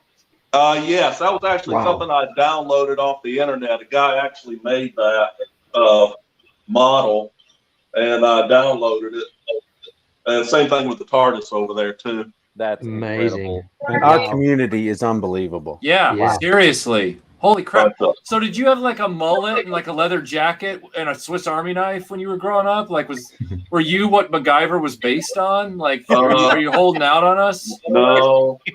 Surprisingly, no. Though I did do a lot of weird things like that. But I did have a leather jacket, but I didn't get a Swiss Army knife, so I'm sorry. I understand your pain. I really do. So I do have a whole bag full of Final Faction action figures now, though. Hey, sorry about that. Sorry about that. Hey, but at least you only paid $1 for them. Right? Yeah. You know, it's not like I was sitting there going, "Hey, HasLab's this great thing. Hey, you should pay $400 for a Sentinel, huh?" Yeah, you know? that was like when people, like you talked about the X-Wing fighter and everything. The toy, I didn't have that toy, so I made my own X-Wing fighter out of toilet paper tubes and cereal boxes, whatever cardboard was left around. But it didn't survive my childhood because when they blow up, they literally would blow up. Right, right. So Yeah, I'm still trying to figure out like how to do that to get the gun star from Last Starfighter because it's the only option. You know? Yeah, it's there's some pretty neat things that you could do with all the stuff. Hold on here. He's gonna show off his cardboard legs that he walks around with. It's gonna happen. Maybe he's fully functional cardboard legs. Couldn't get a kidney, so I made one. Online punch out books. That's where I really got started. You buy the little book, punch it out on the cardboard, and build it. Well, I've been scanning in the stuff so I wouldn't break it, wouldn't tear up my book, and I built this out of the Star Wars, cool. The original one from it was episode 4, but it was episode 4. Right. I think this could very well be the first and only first X-Wing fighter toy, because look at the back of it. It doesn't look anything like the actual X-Wing fighter. Right. And I haven't found. I mean, even the top of it's wrong too. Everything about it. That looks more like the Macquarie, you know, concept art, right? Yeah, especially the way the engines are. That. I mean, the TIE fighter. This is. Yeah, totally. It doesn't even look like. I mean, the front of it. Yeah, there it is. But when you look at the back, that's the top. That's the top. And the top over here is. He's got windows everywhere, so he can look everywhere. So, wow. What kind of what kind of dark wizard are you? Like, I just do whatever I can. So, I grew up building my toys. So yeah, that's it. Wow. Arcane cardboard toys for $5 gold. Like correct. Wow. I had you remember the little Air Raiders toys? Yeah. I bought a whole bunch of those little figures, and I made all bunch of stuff for them. Wow. Play set stuff. But yeah. Wow. That was fun. That's awesome. I just had a refrigerator box, and I, turned it into a sub with some crayons and. Hey, but I think we could. Sorry to interrupt you. I think we can do an entire show about a world made of cardboard, man. It's I wouldn't go that far, but you need to have him back, Jody. Yeah, have him back. Yeah, we need to have him back. But I've got some other guys. I can back out to make room. It's cool. Oh no, you don't have to leave. But yeah, that's all I did. People say that's amazing. Say that they like to think outside the box. I've always said I like to think of what I can do with the box. So that was me. Oh, that Tony? Hey, it's Sandy. No, that's Badger. Desert Rat. Desert Rat. Sandy Badger. I mean, Desert Rat. Tony, I would like to say my wife and I were getting teary-eyed with you when your figure was announced. I mean, that was just beautiful. Yeah. Thanks, man. Yeah. It's very early in the morning here. I've been laying in bed for the last hour just listening to this on my. I don't even like to turn the phone screen on because I disturb the wife. So I just put the AirPods in. I've just been listening along and every now and again jumping into chat. But I was starting to wake up a bit. I thought I'll come down and putting on the beret was a last minute thing because I just read a Instagram message from Michael Shaffer. What did Mona say? She said. That beret is everything. She was, If Tony wants to increase his female viewership, he just needs to wear the beret, and that's it. That's the actual quote. Yeah. Keith Knight. Our next guest. Hello, guys. What's up? Hello, mate. How are you doing? I'm all right, mate. Can you hear me? Yep. Yeah, We can. loud and clear. It's so weird to see you during the daylight. I thought you only are up at night. It's 20 to 10 here, so it's nearly night time. Yeah. But it's still daylight outside. Got the back door open and all. It's been a lovely sunny day here in England. Incredible. Nice. How are you guys all doing? Yeah. Very well. Very well. Having a great time. Yeah. Tony, looking good, mate. Looking good. So are you, Keith? Can't wait to get that figure, mate. I'm gonna get make a nice little diorama for it as well. Might even get a horse. A horse. I put a horse on there. Yeah. I'm concerned about all my friends seem so eager to manipulate my bits and pieces. Tiny Tony toy time. You know, that's what it's going to be. It's just Tiny Tony toy time. That's a good sound. I want to recreate the moment that Iconicon was thought of on the toilet. You know. There you go. Now you can do that. You know, once the figure finally arrives, I want to take it into a few like the corporate meetings I have to go to at work. I'm going to take it into the meeting and then just halfway through say to the other people in the meeting, don't mind me, I'm just going to play with myself. He's in the HR meeting the next day, but I am. It's me. I was playing with myself. What? There's nothing wrong. Exactly. I think it's fair to say there'll be lots of adults playing with Tony when their wives are not looking. My wife wants to play with him, so you know. The figure doesn't come with the beret. I'm not going to comment on that one. I don't know what Gracie's going to do. I think she's going to get a few of the figures and maybe like put one next to the sink and hope that he starts doing the dishes and maybe put one near the ironing board until he does some ironing. As long as she doesn't start sticking pins in him like a voodoo doll, you know, you don't want that. Don't give her ideas. Doesn't Dave from Toy Ploy, he has an Action Man that he calls Pinhead because there were so many pins stuck in its head. Yeah. Yep. Yeah, I actually I want to send Dave a broken desert rat just so he can do a repair video for people. I might run a Patreon challenge to see who can come up with the most interesting way of breaking desert rat. Like that's a great idea. Although and then we all send it to Toy Ploy and yeah. I'm afraid of people, you know, adults using like explosive materials to cleverly destroy desert rat. Yeah, and then you know, I won't do that with mine. I won't blow mine up. I now live in Texas in a city. Can't blow stuff up. So no blow stuff up.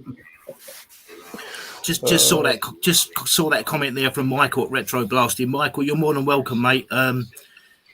Your channel and Tony's channel kept me sane, or as sane as I possibly could be over the last 18 months that have been absolute nightmares. So thank you both for that.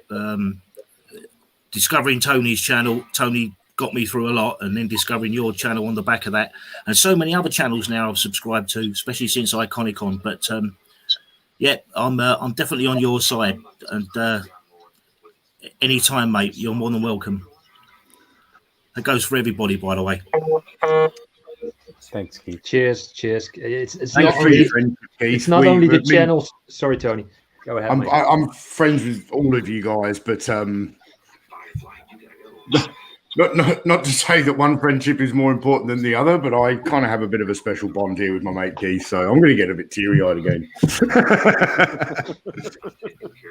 Tony, I know a different side to you and a different voice to you that the others have yet to meet. So we'll save that for a special day. Yeah. A day when it's not so early for you, by the way, when you've had a couple of beers. Yeah. But that speaks to the community that we've been, you know, talking about again and again, the community that's been made through these different channels and the people that, you know, regularly attend all these different things. Yes, definitely. Yeah. It's more than one channel. It's more than one subscription. It's a whole world. We a community, almost like a family, you know. A mate from the school ground from back in the days. All of that is in there and comes together. Absolutely. Yeah. Yeah.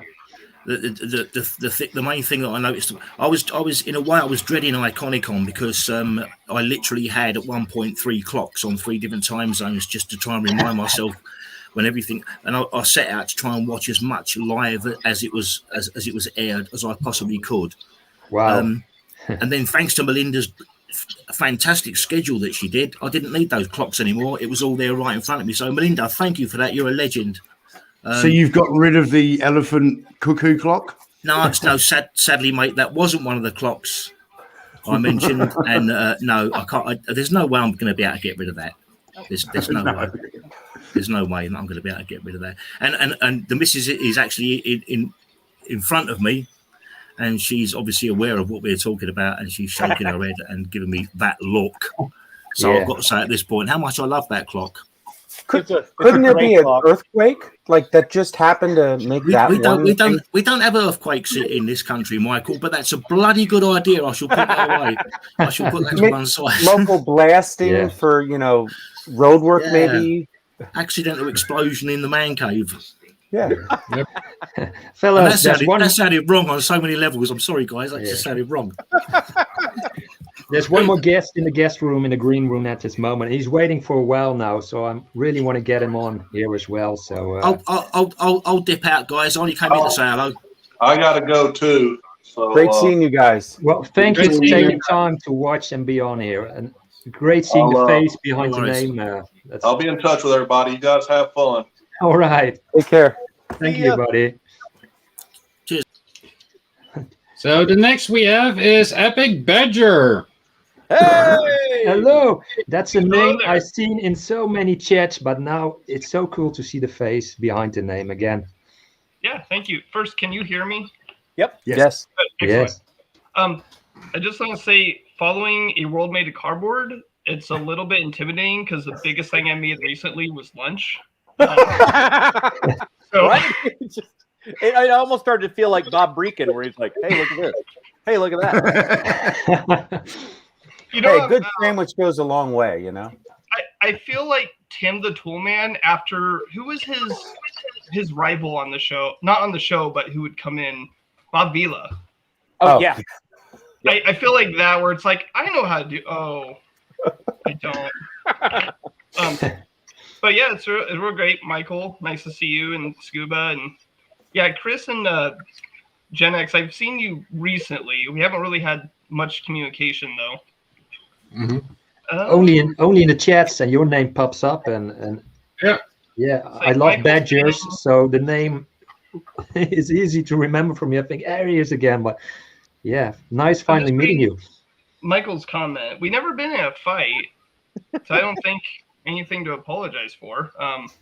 I just think he doesn't want to fight a badger. Yeah. Right? Yeah. And the hunt Tony, badger. I'll just say, Tony, watching you on a call to action show was it last night? When you were fully dressed up? Call to action, yeah. A call to action. I have a space on my shelf for the Valid vs. Sergeant Slaughter. There is a second space right next to him for another figure, because that actually also brought a tear to my eye when Bobby revealed that. And can I just give a shout out also, talking about that particular moment, to Sal? Yeah. Because I feel like he's sort of the quiet champion who's just kind of in his corner doing great work. Oh yeah. But I've been watching his show a lot recently, and it's really great stuff. But I'll say about the con, for someone who lives in a rural area, I've lived in Wyoming for about 17 years. I'm remote working out in Oregon right now, in Eastern Oregon, so nowhere near big cities. It's nice to have a convention where I can actually attend, because it's difficult to go out to big cities. Like, I could go to Denver or Salt Lake or somewhere else, but having a convention that I could listen and be a part of, it's so nice, because it's just, I'm used to places where maybe there's a few thousand people in my county, so it's hard to make friends and get to know people. So this kind of online convention is a really great tool. And I was only able to listen to the first few days. The second few days I had to do a lot of traveling, but it was nice to come back and also have those videos available to me instantly. I didn't have to wait like a week or two for them to get uploaded. Yeah. And the diversity, Melinda's baking is great. I bake on the side as a hobby. I used to sell a lot at farmers markets. Oh, cool. So anytime I get to see anyone do baking, that's always a plus for me. But competitions, panels on music in the 80s. I'm in that weird place where I was born in 85. So my memory started to exist about the time when the 80s were turning into the 90s. A lot of things were on syndication from the 80s, so I got to see kind of the tail end of a lot of that. But I also have the benefit of growing up with 90s toys. I'm a big fan of Galoob. A lot of their like action, what's it called? Action Flea and Battle Squads. Sorry, I'm also incredibly parched. We have a huge fire just burning up Oregon right now, and I can only just see white above me. Oh, wow. Out here. I would like to do because there was so much content over the 5 days, and I hear, I've talked a number of times about the Legend video with Melinda and Movie Oubliette and retro baking and the Bob Breakin street. I thought all the content was fantastic, and it's there's one which for some reason has just popped into my head. I'd kind of forgotten about since Iconicon, and I was like, man, how have I not given this video a shout out since Iconicon? And that was Lio Convoy's History of Thundercats video. That was fantastic. Oh, yeah.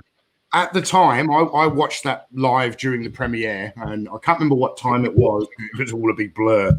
But I was like, man, I've got to go back and watch this again because there was so much awesome information. And I've kind of forgotten. So after this stream, I'm going to go back and watch that, and I recommend everyone else does as well. So absolutely. Indeed. Another shout out to Lio Convoy, because this morning I was actually watching his 80s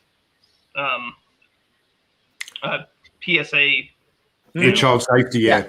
And I wasn't expecting him to go to a full-blown PowerPoint on like, this is how you protect kids these days. And it's like, wow, he took what was existing in these PSAs and said, I'm going to do them today. And I was just like, oh, okay, great. Yeah. That was a cool twist. Yeah, Lio is really, his focus is really high on protecting children on the internet. Absolutely. Yeah. I was going to say the other video, Tony, because it showed up on Jody's background earlier. Your Boulder Hill video that premiere of that was a blast. Yeah. That's an epic playset. So that was great to see that, and Jody, having donated that. So that was great to see the collaboration. How many people have messaged me and said, how did you get a Boulder Hill with the roof not bent? And I was like, because I've got a good friend named Jody. There you go. Strikes again. Yeah, and the Ghostbusters video, that was a great one too. The history of Ghostbusters. Yeah. So originally, that video was going to be a history of all Ghostbusters action figures, and when I started to write the script, because those toy history videos are kind of like the flagship series on my channel, and I really do like to get into the weeds of these toy lines. And when I was doing the research, I was like, this is going to end up being one of the biggest videos I've ever done, and I'm not going to get it done in time for Iconicon, and it wasn't going to happen. And then at a certain point, I was like, let's just make it about the real Ghostbusters and not Ghostbusters. And then it becomes a lot more manageable. And once I was really struggling with that script and how I was going to do the whole video. I didn't know what people were going to think about poor Baxter, but yeah, because they did like 11 waves of toys. Yeah, not all had ghosts in them, and the ghosts that they provided, there were some really weird choices. Yes, a granny. Yeah. So awesome, guys. So, but what was your own favorite moment of Iconicon, except being made into an action figure yourself, Tony?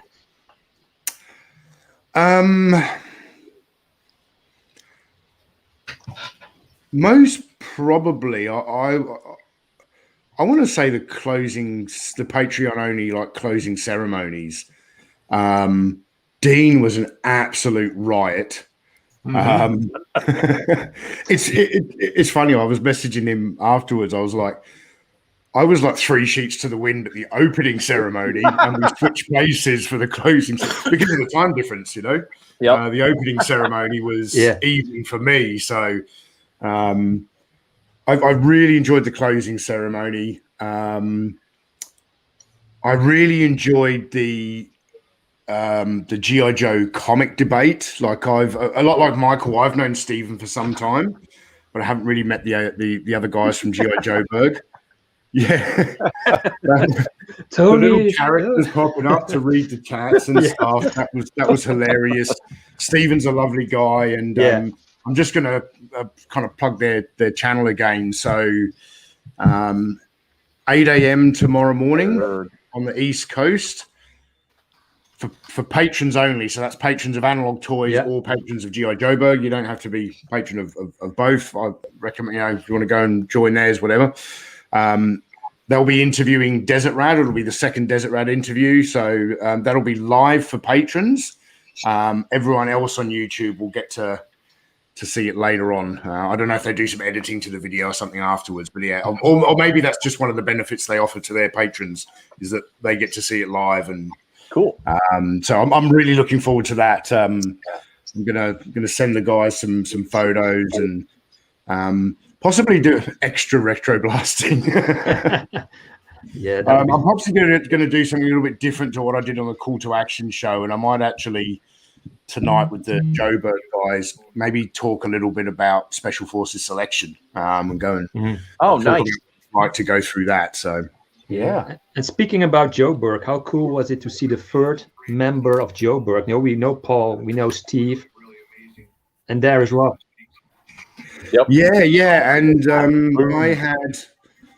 I had Rob on my Sly versus Arnie panel, which I mean, my Ghostbusters video has done very well, kind of numbers wise, but live streams, that Sly versus Arnie panel, I think, is the most popular live stream I've ever done.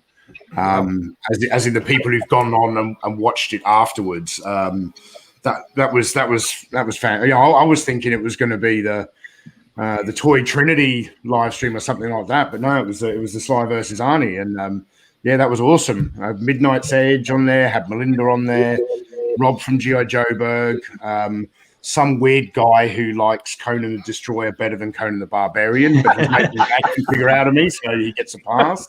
And there was one more person on that panel. Oh my god, who was it? Matt Movie 611, which was a real delight for me. Ever since I saw Matthew Kearns do a retro talk with Michael, that's kind of my first introduction to him.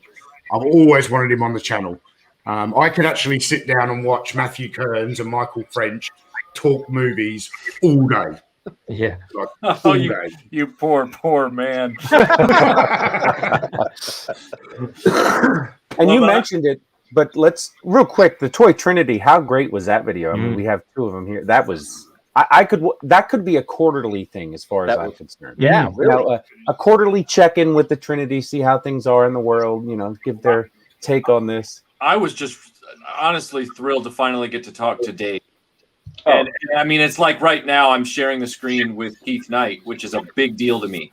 So like I'm finally able to talk to him in real time as well, which is, I mean, those like Dave, Keith, every World Made of Cardboard, like it's all very important to me. Like it has a lot of value, carries a lot of weight because these are my friends. Like, and I've never gotten to necessarily talk with them all in real time. Yeah, for real, man, for real. That means a lot to me, to be honest. That means a lot. Well, it meant a lot to me when you were on there on Facebook, just getting me through the day a few times, just being like, we were just literally, I was like throwing fire, and you were like, good on you. And I'm like, oh, thank God, someone understands me. You know what? That's what matters. You know, there's no one. The person isn't coming at me going now. You know, like it wasn't anything like that. It was just like, yeah, and I'm like, yeah. You know, so that was a big deal. But believe it or not, for all my rants and my sort of colourful language on some of my Facebook posts, I am actually known, quite well known as the Padre. I used to belong to a lot of football groups, like West Ham United Facebook groups, and I was known as the Padre because I would just be the voice of reason, and I'd come in and I'd calm people down, and when people were starting to fight and get out their prams, I'd come in and sort of like, all right, you know, just be the referee base or be the policeman even. And I sort of got this reputation as being like the regimental Padre, but I can go very much the other way, and I can rant for England if I want to, and do on a daily basis. My wife will tell you, you know. I just, well, anyone that's been exposed to any of my Facebook shenanigans knows full well that I have at least one Wile Coyote moment a day. Here's a can of gas. Oh, absolutely. If it can be stepped in, dropped on, be dropped on, be run over by it, or be subject to an explosion, it's me. I'm your man. Well, it is much appreciated, and you're top shelf in my book, sir. Yeah. Hello, Matt. Welcome, David Morse. Nice to see you. I loved you in The Rock. Hello, Matt. What's good? Yeah, I just wanted to pop in for a few minutes. I didn't hear all of what was going on right before I went live. So, Matt, congratulations on winning the quiz prize, mate. Thank you. I've got nicely that done. here. Oh, he's gonna rub it in. I'm gonna show it off. He's doing that. Yeah. Oh, what's that say? Oh, I'm the best around. It says it right there. What's your appearance tour until Iconicon 2022? Can we get those dates? Still working on all the details, but I'm gonna have April drive me around in a Pope mobile so I can wait. Yeah, there was some exciting quiz. I thought Ryan or Tim were gonna get it in the end. I was really worried. It was close. At the end, when Ryan pulled like 4 of the 5 top movies of the '80s out, I was like, wow. Oh, yeah. But close. That was impressive. Yeah. Mm-hmm. Well, and I was kind of the favorite, I guess, because everybody knows how trivial I am and how I have stupid information in my head. And so I kind of felt like I was the black sheep, like everybody was rooting for everybody else, and I was like, I don't want to be the villain. I want to be the hero here. Yeah. Well, that is what I definitely tried to get across in the day after Iconicon message on Patreon, which was that, you know, Matt was so instrumental in getting so much of Iconicon, you know, put together. Once Melinda started planning, and Tony and Sal and Matt were in those planning meetings with her every 2 weeks. Matt was going out there doing, like, we were all trying to get channels and stuff to sign off. Matt would come back, like, he'd send us a message. He'd send me like a text, and he'd be like, "So, what do you think about like Keith Coogan being a part of this?" And I'm like, "What? Is that even a possibility?" And he's like, "Yeah. Don't yank my chain." Yeah. That's just the kind of guy that Matt is. Like, Matt's not a villain at all. Like, Matt is like this. He's this very industrious, just fearless guy. Like, when we were at Retro Toy Con, he was the one that said, you know, we should just interview Larry Kinney and Greg Berger. And I was like, we can do that? And he's like, yeah, we can do that. And I was like, oh. So that's why all that stuff got done. It's because Matt was there. So that's cool. Yeah. One of my gifts, I'm fearless. Yeah. Just like, whatever. Let's just go talk to him. Cool. But yeah, and it's funny, the guest thing worked with because I reached out to John Nadeau because we're old friends, and you know, he's not going to tell me no. and then Michael and I knew Tom Feaster because we met him at Joe Fest a few years ago. And he's one of my customers. He buys, you know, stuff every now and then. So I reached out to him and I was like, you know, hey Tom, you want to do an interview or something? And he was like, oh yeah, that's absolutely, you know. And he actually asked me about Keith because they're friends, and I'm like, yeah, we'd love to have him. So it was just kind of one thing after another. And the Tim Clark thing, I just reached out to him. And he was like, yeah, sure, let's do it. And unfortunately, the Buzz Dixon interview, Melinda is using for the Thundar video. We didn't get that done for Iconicon, unfortunately, but that's a really good interview that she and I did with him. So you guys are in for a treat when it finally drops. Yeah, look forward to it. And apologies for the voice. I'm on prednisone, which makes me going through puberty. It's fine. You very much have a kind of a spanky thing going on right now, like with the look and the hat. I mean, you look very youthful. That's what I'm saying. You look very youthful. You're fine, So- Matt. You guys want to look at the girls? Hey, pal. I know I was talking to a customer earlier today, and they're like, "Are you sick?" And I was like, "No, it's my voice. It's prednisone." Yeah. So anyway. Yeah. Can I just take a I moment can't speak to for everybody else. Yes. point out Keith Knight's shirt? Is that a West Ham Iron Maiden shirt? Yes, it is. Yeah. Oh, God. Put that on full screen, Jody. I'm not a West Ham fan, but that is amazing. Yeah. I don't know what West Ham is, but I like This Iron is, Maiden. this is what I was telling Melinda about a few days ago. Steve Harris, well, in fact, all of the original Iron Maiden lineup are great West Ham fans. Steve Harris is a huge West Ham fan. He wears the claret and blue sweatbands. He's obviously got the bass guitar, which is in West Ham colours. Yeah. He has got his own football team called Iron Maiden Football Club, and their motto is "Up the Iron." Well, West Ham United Football Club's motto is "Up the Irons," and so this is basically an Iron Maiden Football Club shirt, but with the West Ham badge. All the Iron Maiden Football Club shirts are all old West Ham kits, but with an Iron Maiden badge instead of a West Ham badge. Bit of useless information there for you. So this is an official Iron Maiden product and an official West Ham United product. The two of them combined for the first time ever to make shirts and stuff like that. Nice. So what an absolute load of rubbish that is, really, isn't it? But it's for West Ham fans and metalheads, it's a good thing. Yeah. What does everyone think for Iconicon 2022? I reckon we need to try and get Melinda to interview Dirk Benedict. Yeah. Yes. Whoa, yeah. Hell yeah. Yeah. If anybody can do it. Yeah, I mean, gave her a compliment on her teeth, right? Apparently she has on her teeth. Yeah, she can even pull up the image of the two of them having met back at Pensacon back in like 2014. Yeah. It's a really nice photo. So he'll be like, yeah, I remember that. Then they'll just talk or whatever.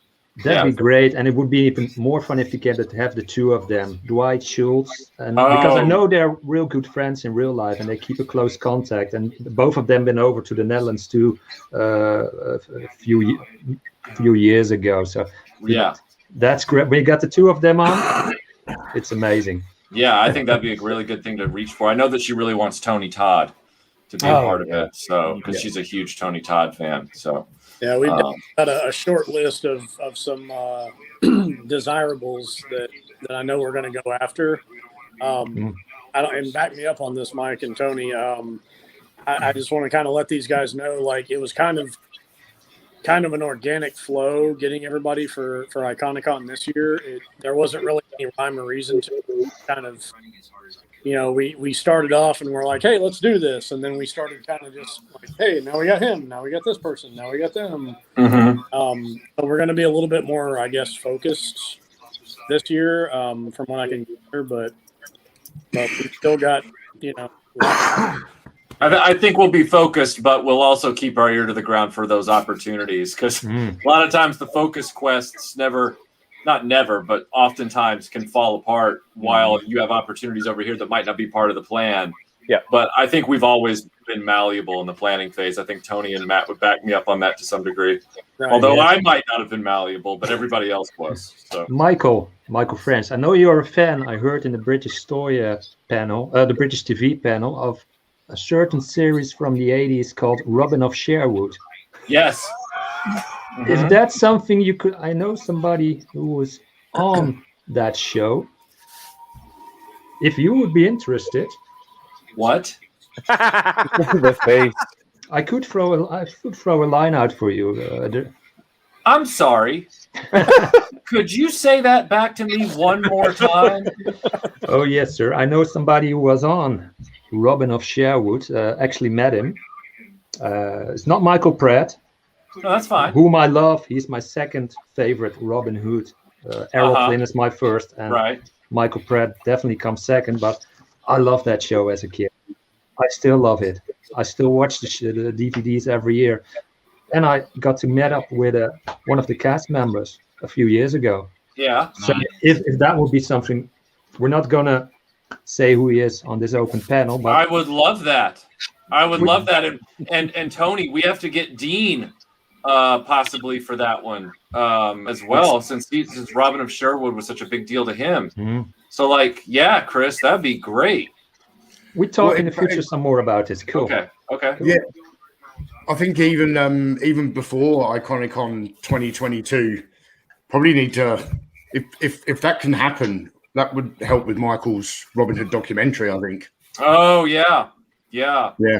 Yeah, I was actually ordering. Although stuff. if that's going to take as long as Bionic 6. No. See, cheap shot. No, it's fine. It's fine. That's how bad the show is. All right, it's hard to get through 65 episodes of bad. Like Chuck Norris Karate Commandos, 5. Like 5 episodes. That's nothing. Like it was hard, but it wasn't like 65 hard like that. So no, the Robin Hood thing has just been fascinating more than anything else, and I'm very, very far along in the process. I'm almost finished watching the 2006 BBC series. I'm in season 3 now, which is the last series, and then I got to move on to a few other things. But I'm taking my notes, and I'm very far along in that. I've already started writing the script for it. So wow, you'd be even farther if you didn't have to watch that garbage thing Tim made you watch. I know that Robin Hood one. Oh my god! I know, right? And see, that's the other thing. Like people like, when are you doing Batman animated series? And I'm like, well, I'd love to. I don't know what I'm going to say though. I'm like, what do you mean? And I'm like, because it's just perfect. Like I don't have any. What am I going to do? Spend 10 minutes going? It's so perfect. I mean, it's just so perfect. Well, then so perfect. Like yeah. You can do like the soy face where you're like, Batman. Talk about it. It's true. Yeah, I'm really far along on the Robin Hood thing, and I'm finishing up Bionic 6 next week. I'm working on a Masters of the Universe Origins video for next week early, but then Bionic 6 Part 2 will be coming up. And that won't take much time because that toy line's not that big. So, and I've got everything except one part.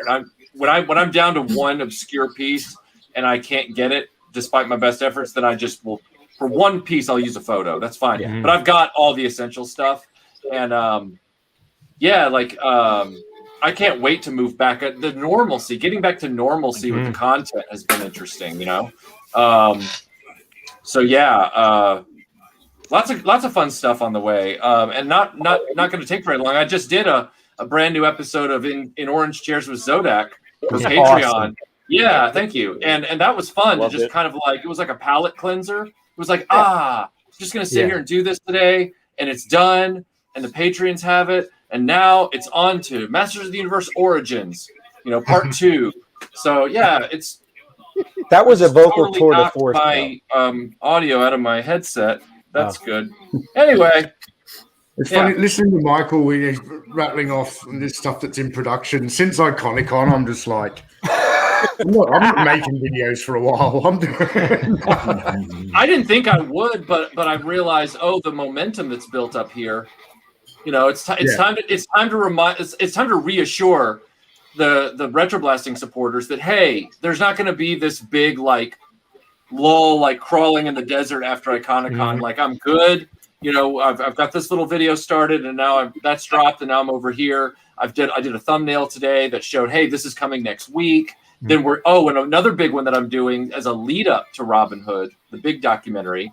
Thanks to Matt, I got the last piece that I needed for the Prince of Thieves line. So I'm going to be doing a Robin Hood Prince of Thieves Part 1, Part 2 retrospective ahead of that. So there's a lot in the last half of the year. Like Iconicon was not like the big bottle rocket, and then it's going to be like that. Iconicon was the fuel that has now lit a bunch of things for retroblasting through the end of the year. So, because like I told you guys on Patreon and stuff, I want you guys to know that the channel that you put your faith in and literally put your money where your mouth was, we're not sitting back on that. We're trying to continue to produce for you guys and make some of the stuff that you can be proud of as a supporter of the channel. And I don't mean to like get on a soapbox here and say that, but it's really important to me because I did this as a passion project. I didn't do it for money. But if you guys demanded to start giving me money, which you did, it's like, well, then by God, I'm going to deliver the best stuff out there. So, that's what. Oh, and I've also got Smokey and the Bandit coming up with Tim and I. We reviewed Smokey and the Bandit. So, yeah. Oh, shut up now. I'm talking too much. Yeah, So, patrons, not you. So George 8 can ask a really good question. So to Michael and Tony and even Matt, what do you feel is your biggest lesson learned or gained from the con? I think there was so many positives. For me, the biggest thing I learned is that we could actually pull this off and pull it off so professionally. But now going into next year, it'll be. When I say bigger, I don't mean more content. It's just going to be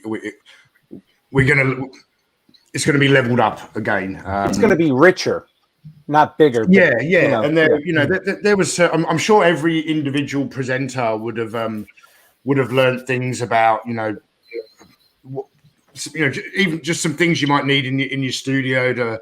As the week was going on, there was more stuff piling up under my desk of everything I might need, like having the AC controller on my desk and things like that. Because different times during the day, I need the AC off and on. But it was really the biggest thing I learned was that I kind of knew this already, but I reached out to the right people, and I can't believe how well we pulled it off. And we proved what we could achieve, and that I don't know anyone who's done an online convention and done it that well. So, agreed. Here we are. Yeah, I would agree with all of that. Just a little bit that I have to add. Like Tony said, it started off small, and we just kind of blew it up into this thing. And I think all of us kind of low key expected, more disasters, and they just never came.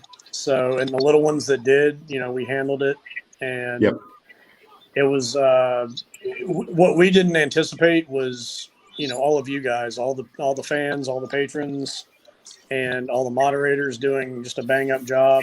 I know everybody's already said this many times, but we had really good support staff for everything. All of the guests were just, right on par with where they needed to be, despite Keith Coogan's technical problems, which were hilarious on the second one.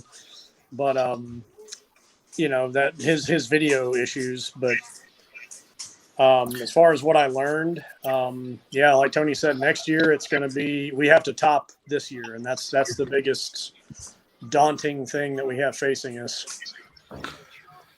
I think from saying about the technical problems, Matt, but for me personally, as a spectator or as a fan, we were all expecting it to be good. We were all hoping it was going to be good. Me personally, it was a million times better than good. It was better than anything I could have expected. It was excellent and some, and it just got better and better. And I think as far as the very few technical issues that there were, I think that just added to the realism. I think that just made it more real. I think if it would have looked too polished, too rehearsed, it wouldn't have been as good. Yeah, And I don't mean that. I don't mean that in a negative way. That sounds like a backhanded compliment. As someone that's played in bands, has been in the music business for sort of 30 plus years, you're always going to have problems, always. But it doesn't take away the performance as long as the performance is good. Mm-hmm. Your performance was excellent, so the technical issues that were few and far between didn't matter. If anything, it added to the atmosphere rather than took it away. And I think the whole experience was absolutely fantastic. And all I say is bring it on next year. Maybe we'll have our live band sorted, Chris, by next year. We could do a spot. We could do a spot. All right. Cue the music. Scuba Pete's obviously auditioned as the singer from his Facebook post. Oh no! And those technical difficulties that could have happened on any panel, anywhere, or any con. Absolutely. That had nothing to do live stream. Yeah. For me, these things add to the realism. It doesn't take away. It doesn't take away the experience, and it didn't. It didn't ruin anything at all because it was so well handled. It was so well done. I think another thing we might do that we've kind of, it hasn't really even been talked about yet because we have our first, official meeting on it Monday night. Is excuse me, my voice is shredded, guys. I'm sorry. The panel members having more of a rehearsal together because some of the people that we had together on some of the panels didn't know each other, and it takes a little while to kind of grease the wheels and kind of you want to get to know the people that you're discussing stuff with. Sure. And on an hour and a half, like I felt like about 25 minutes of the beginning of some of those panels was a lot of get to know you, and kind of figuring out how people talk, and it's hard when you're in person, but let alone on the internet with 6 strangers.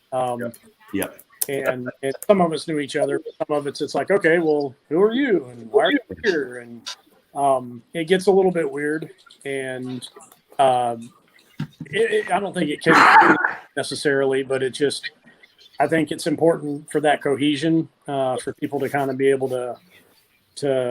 I think that some of the better panels were people that had already known each other and kind of interacted before. Yeah.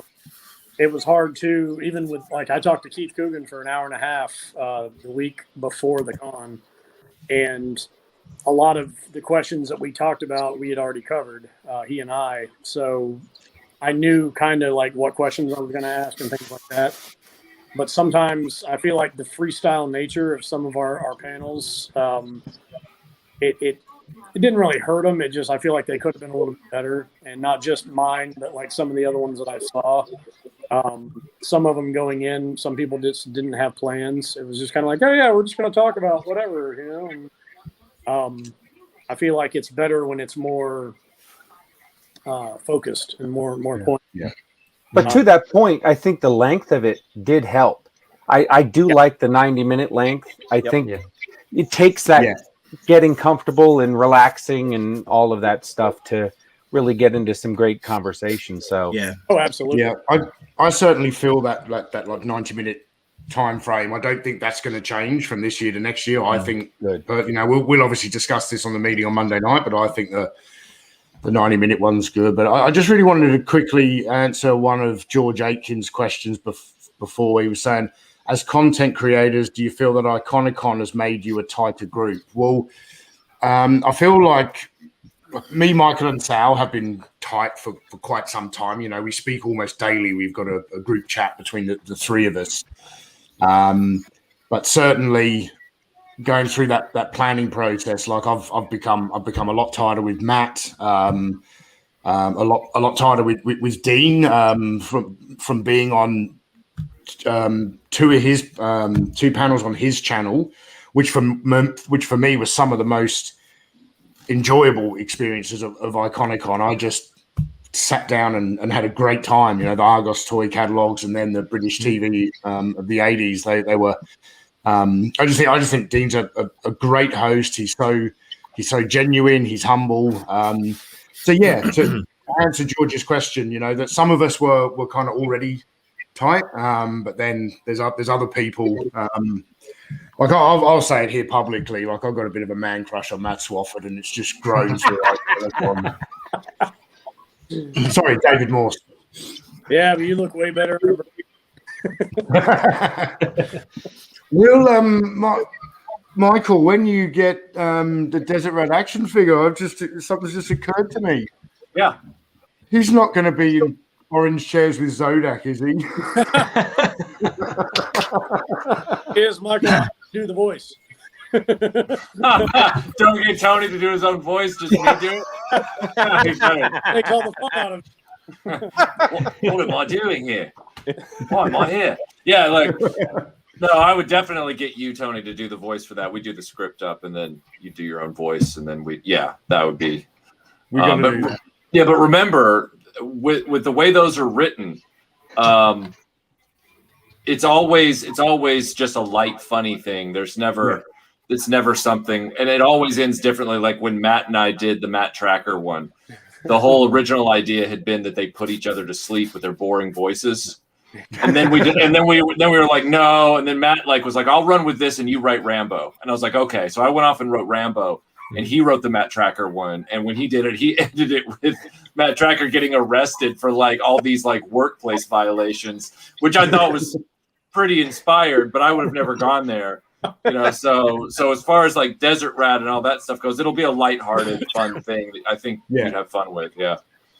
So look forward to that. Mm-hmm. That'll be fun. The thing that sucked was when Matt was like, we should do Matt Tracker. And I was like, he's going to look like, what's her name? Edith Ann.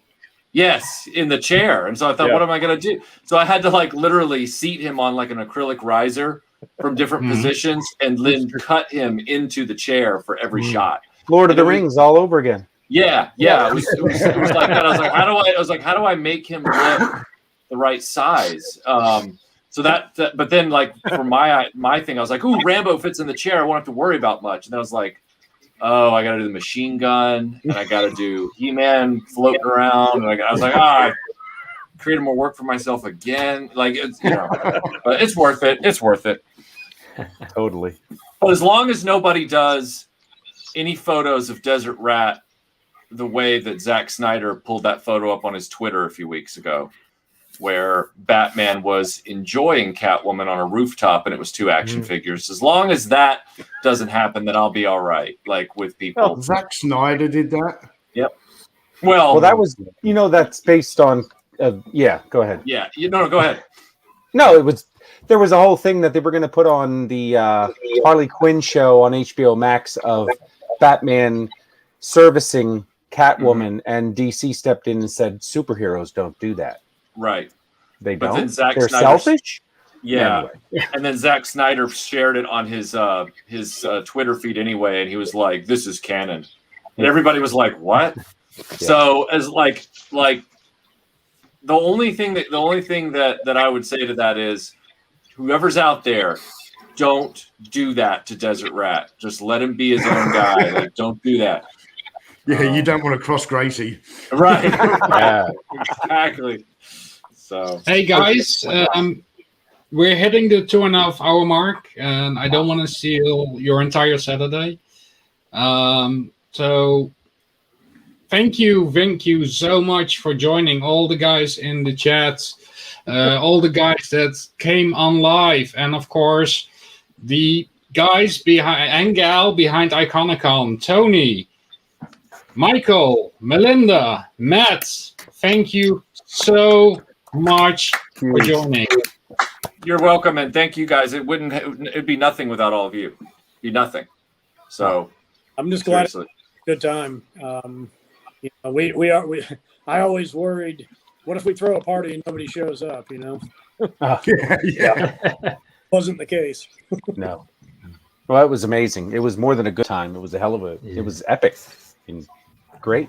Well, it seems like it's got legs too, because I keep seeing all the videos just getting more and more, views and likes and everything else. So excellent. Yep. Excellent. And I want to do a shout out to the host of this channel. I know I'm co-hosting here, but subscribe to GenXToysGeek. Indeed. Awesome contact, the knowledge of this crazy Dutchie over here. Thanks, Chris. Thank you. Welcome, mate. Thanks, Jody. So, what other way to end than with Tony's amazing Iconicon bumper? Oh yeah. Thanks all. Nice. See you later, guys.